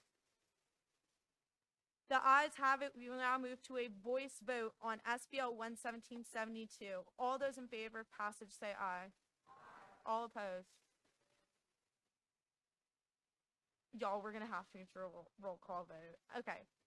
We will now move to a roll call vote. The clerk will call the roll.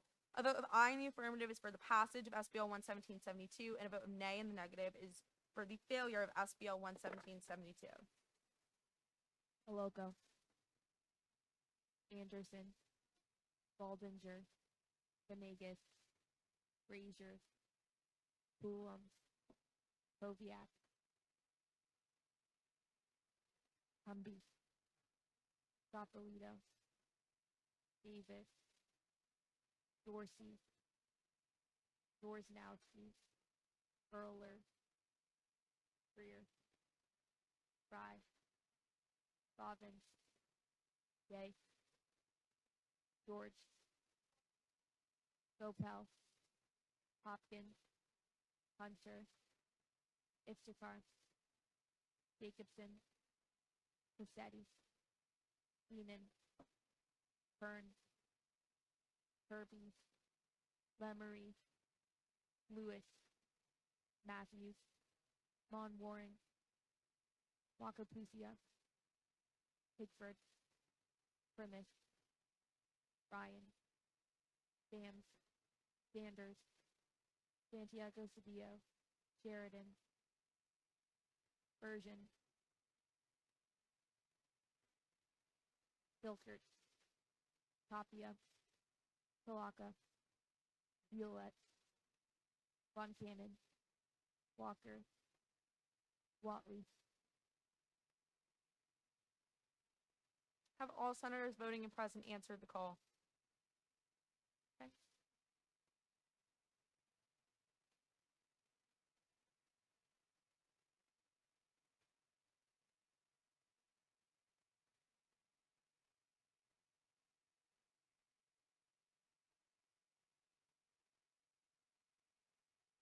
By a vote of 34 ayes, 9 nays, and 1 abstention, this legislation is now adopted.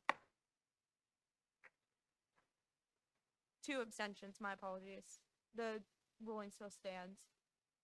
Continuing on with the call of contested legislation, the clerk will now read. SBL 11773, sponsored by Senator Lewis, a recommendation to establish a student member on the University Development Foundation Board. Senator Lewis, you are recognized to speak on this legislation.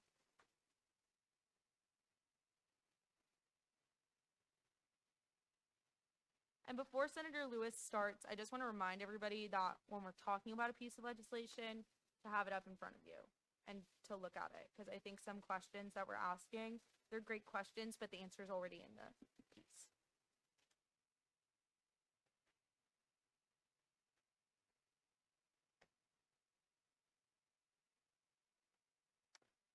So this recommendation is basically pretty much about giving, a voice for some students, for our students, I think, for decisions that really affect them. So give a little context. The foundation currently has a faculty representative on there, but there's no student representative on there. Even though that us students were directly benefiting from these campus projects that we have seen, many things they've done. For example, with the law school house and some of the dorm rooms that students live in, and now they're looking at the new development they're going to be hopefully building around our new athletic venues. Other university and colleges have already seen this and done for this, for their student government advocated for. For example, the University of Washington Foundation Board has a student member. If you look at the a little bit closer, University of Virginia, their School of Architects Foundation Board also has a student representative on that board too. I would note that their student government advocated for that, and so their the person that sits on that student as a representative is actually nominated by their student body president. So the University of South Carolina has about 5 different foundations. If you look at it, they all work side by side. They are affiliated with the school, so that that include the education, development, the business partnership, the alumni, and the research foundation. They all work very hand in hand with each other to support the university's mission. So you may be thinking, why is the Development Foundation so important to us? They handle really major real estate gifts and investment that directly impacts our campus growth and students and things like that. This recommendation to me, is pretty simple. I think that we are trying to give students a voice. And I would just reiterate that this is just a piece of legislation. It's an idea that I'm bringing to the administration that I'm advocating for. I am not demanding anything. I am not saying that this is the paper is signed and this is going to be done the next day. I'm trying to stick what I have in my ability as a student and in student government advocating for other students around me. I will say that the foundation is like a nonprofit. I will give one example, the Alumni Association. They do currently have student representatives that sit on their board with them. Example, those members are known as the Garnet Circles. They represent those members like that. They was part of helping creating the fan club, the Future Alumni Network Association, for students to be able to join. I also would say that typically if this was to the administration did agree with this, the student who actually sit on there would be decided by a typical way following university policy and our code. So basically, they would ask Courtney, hey, we like this idea. We want someone to come represent students on this board. She would nominate someone, Senate would confirm that person following the codes and university policy. So it's no process would be created, nothing new would be done. It's all outlined. The process is already there and it's already in the rules. And with that, I'm going to yield to questions. The senator yields his time to questions. Are there any questions? Senator Koviak.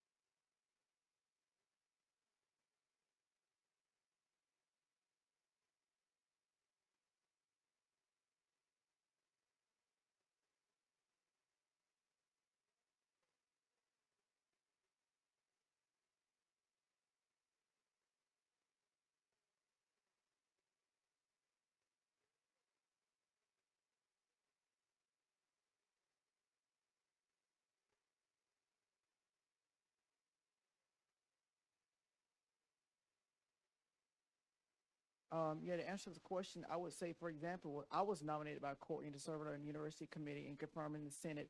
You know, I didn't have knowledge of what the committee I'm sitting on right now, so I'm learning from them to be exact.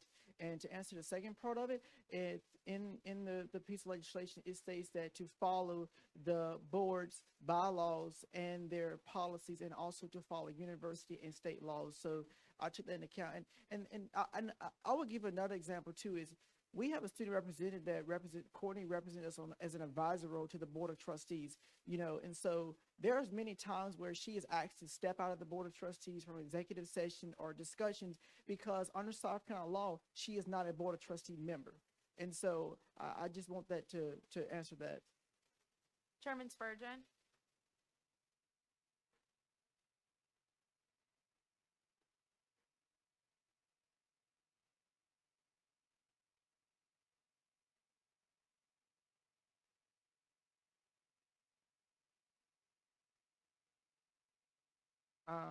I'm not sure I understood that. I don't think that relates to context of what we're talking here right now, but Just to restate the point of information, the senator was just saying that the university committees, the board of trustees, and the university foundation are all three different entities with three different governing rules. Any other questions? Seeing none, we will now move to a period of debate on this legislation. Do any senators wish to speak on this matter? Chairwoman Diapolito.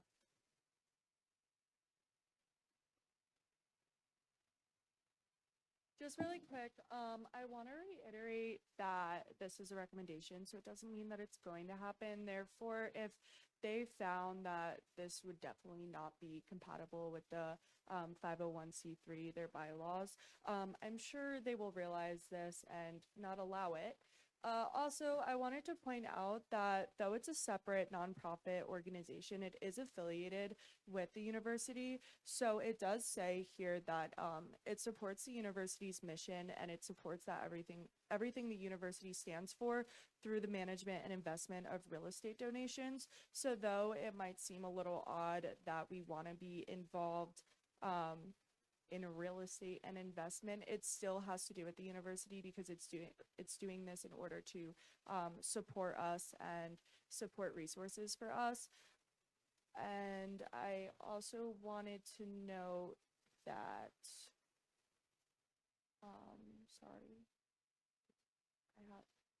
I don't write notes. I write notes on tabs.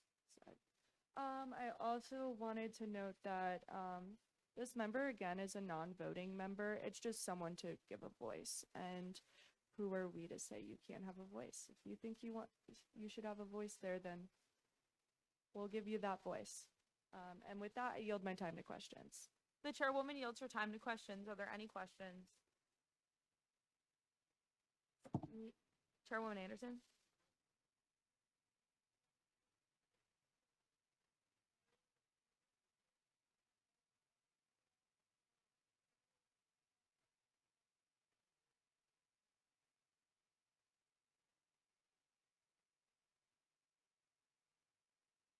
Any other questions? Point of information.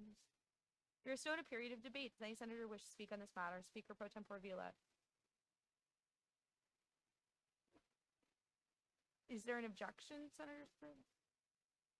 Okay. Is there a second on the motion?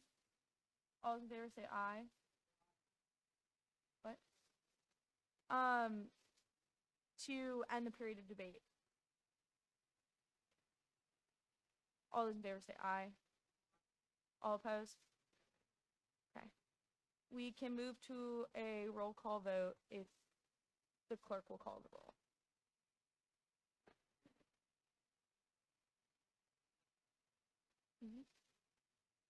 Aloco, Anderson, Baldinger, Venegas, Frazier, Boolem, Koviak,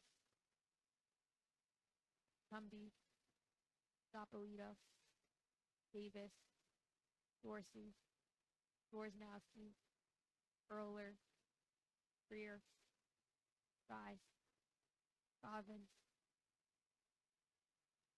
Gay, George, Gopel, Hopkins, Hunter, Iftikhar, Jacobson, Cassetti, Keenan, Burns, Kirby, Lemery, Lewis, Matthews, Von Warren, Montepucia,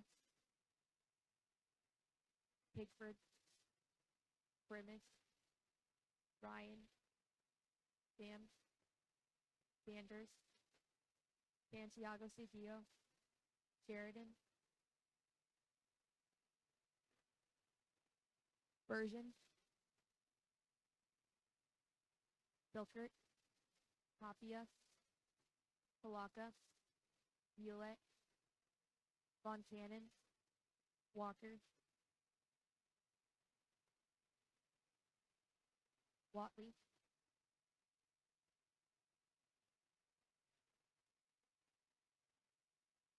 To preface, the reason why I asked if there was an objection is because I was thinking that this is a debatable motion, but it's not.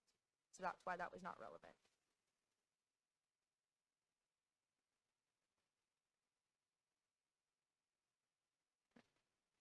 By a vote of 16 ayes to 28 nays and 1 abstention, the motion to end the period of debate has failed. We are still in the period of debate at this time. Do any senators wish to speak on this matter? Chairman Spurgeon.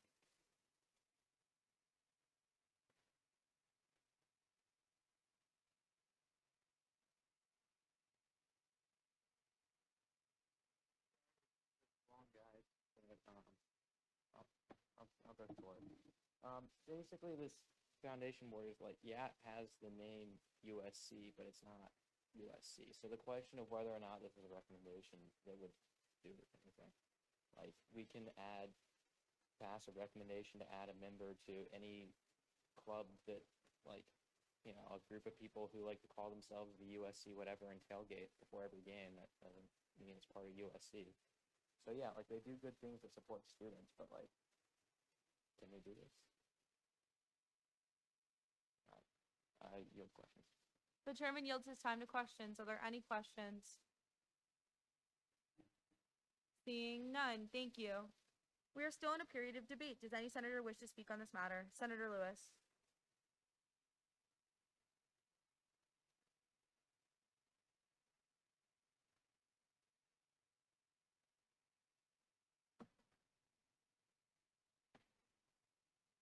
Yeah, you can start talking.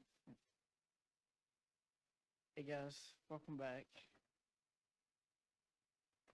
Let me just add this, is that I am debating in favor of this. I think this is a great idea. And let me also say this one more time, that we are students advocating for things here. And I think that sometimes that this is just a recommendation. If this passes and the board says, we don't want to do this, then so be it. There's no harm, there's no foul on that, you know. But I think to be expected to have a 1,000-word finalized piece of legislation sometimes can be unrealistic to our students and actually is not defined in our code. But what I would say that this board is part of USC, is affiliated with USC, it is run by USC people, you know, the development team members, they staff this full-time outside of the board. So, you know, I ask you to compare this to the other foundations that we have here that has student representations on there. And if it had nothing to do with USC, they wouldn't have put a faculty member on there to represent them. You know, I think if it has a faculty member, it should also have a student member on there as well, because we're paying to go here and they're making, and we should be part of the decision they're making about it. But like also the point that Lauren bring up is many major developments around us that they have been part of and which are pretty cool. If you walk out here beside the law school, the house beside the law school was one of their most recent ones that they did. One of the dorm room colleges was part of one of the things that they did.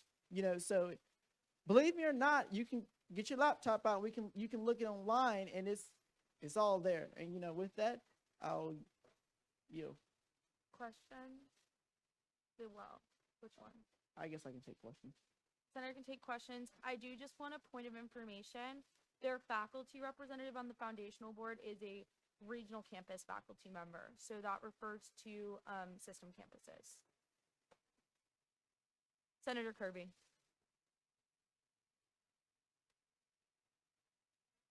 During the period of debate, any senator can get up to speak on the matter. So what we do, I'd have to look in the rules for the exact language, but typically just during the period of debate, it's any senator that wishes to speak on the matter, and they can respond. Any other questions? That's a good question, though, Chance. Seeing none, thank you. We are still in a period of debate at this time. Do any other senators wish to speak on this matter? Senator Iftikhar.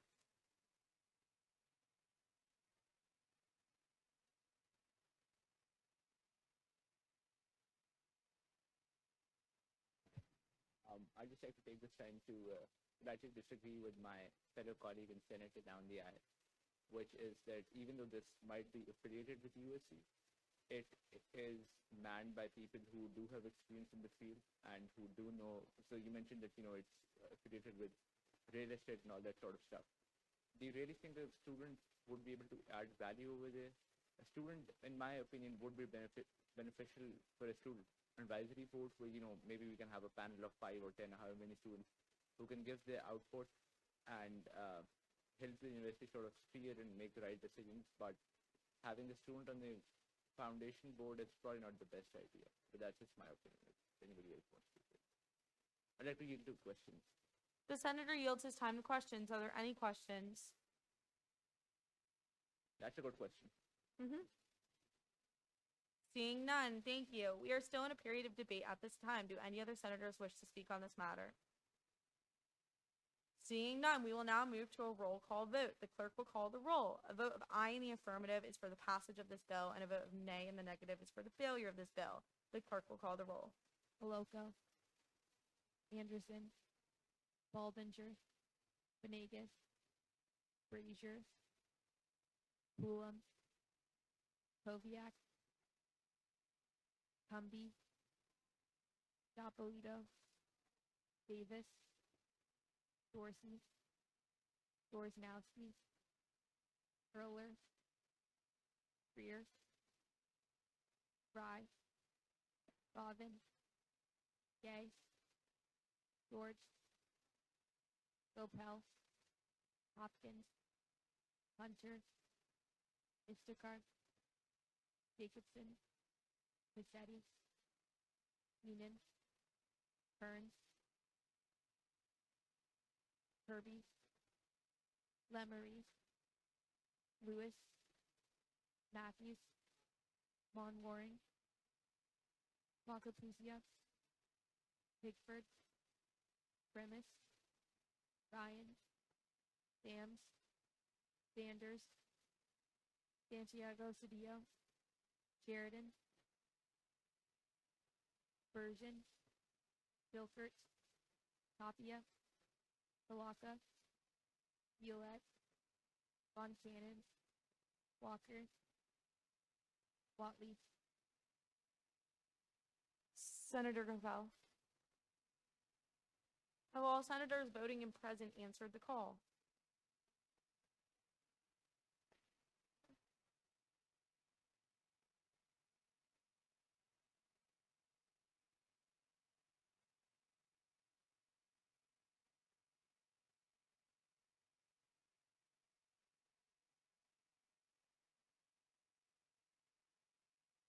Oh, I didn't know that. I didn't know.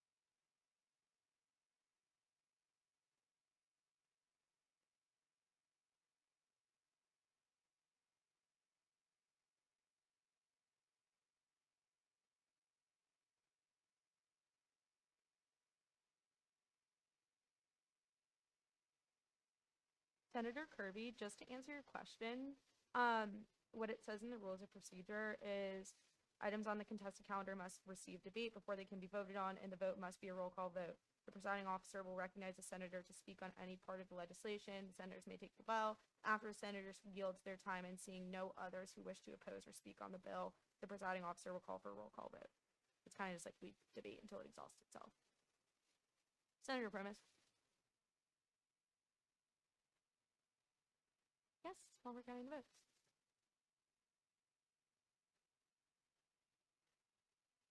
Are you a proxy for somebody else right now? So they'd have to also be the proxy for that person. It would be two motions. Senator Violette.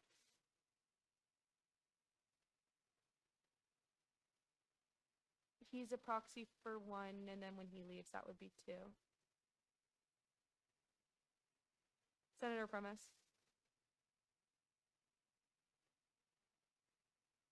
There's been a motion to appoint Senator Benegas as Senator Column's proxy. Is there a second? Without objection, so ordered. There's been a motion to appoint Senator Primus, or Senator Benegas as Senator Primus's proxy. Is there a second? Without objection, so ordered. Granted. Good job.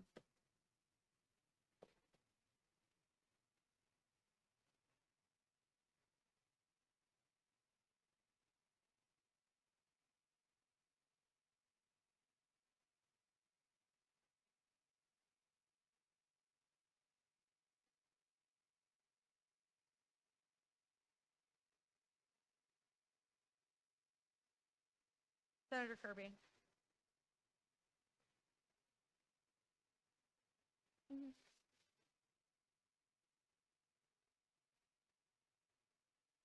Last, right?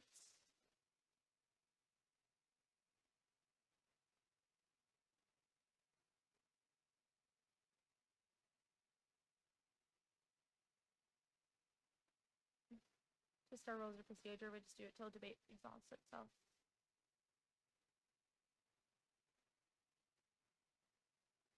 Sorry, y'all, we're just trying to fix the sheet in order to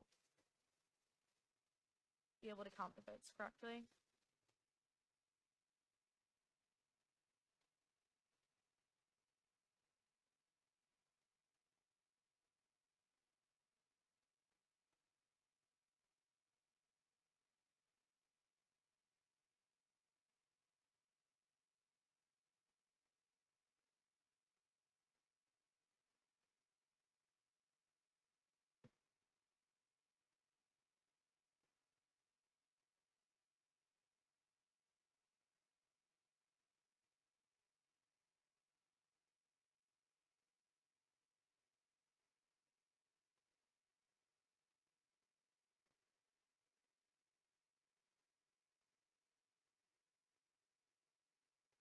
Okay.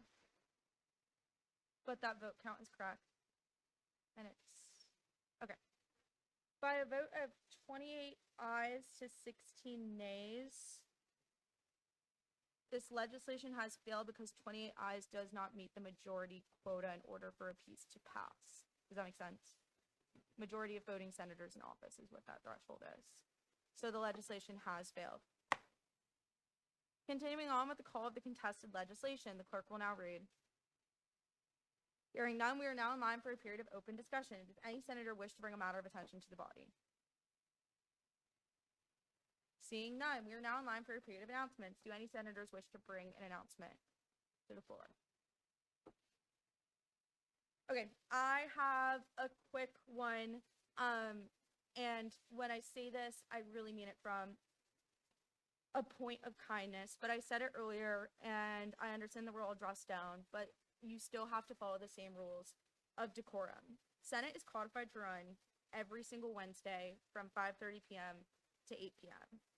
That means that we have all of that time to get through all of the business that we go through. I understand that we just learned a bunch of great, amazing motions on Sunday, and I'm really happy that we're using them. However, there are things that are in place for a reason. We debate pieces for a reason.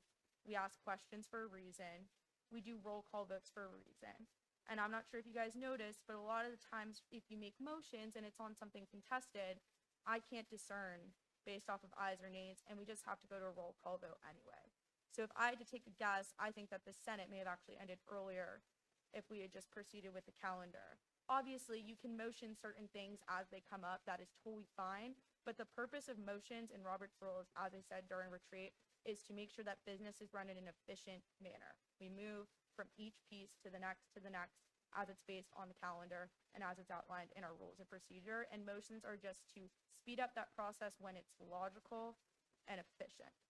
So motions can still be correct, but that doesn't mean that it's the right thing to do sometimes. I hope that makes sense. Once again, I really mean that from the kindness of my heart, but like we are ending 16 minutes before when we're codified to end. So to me, y'all got out early, just to be clear. I yield my time to questions. Perfect. Are there any other announcements from the floor at this time? Senator Lamoureux.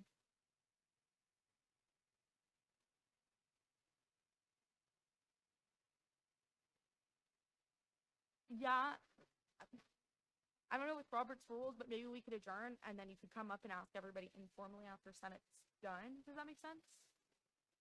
Yeah. Any other announcement?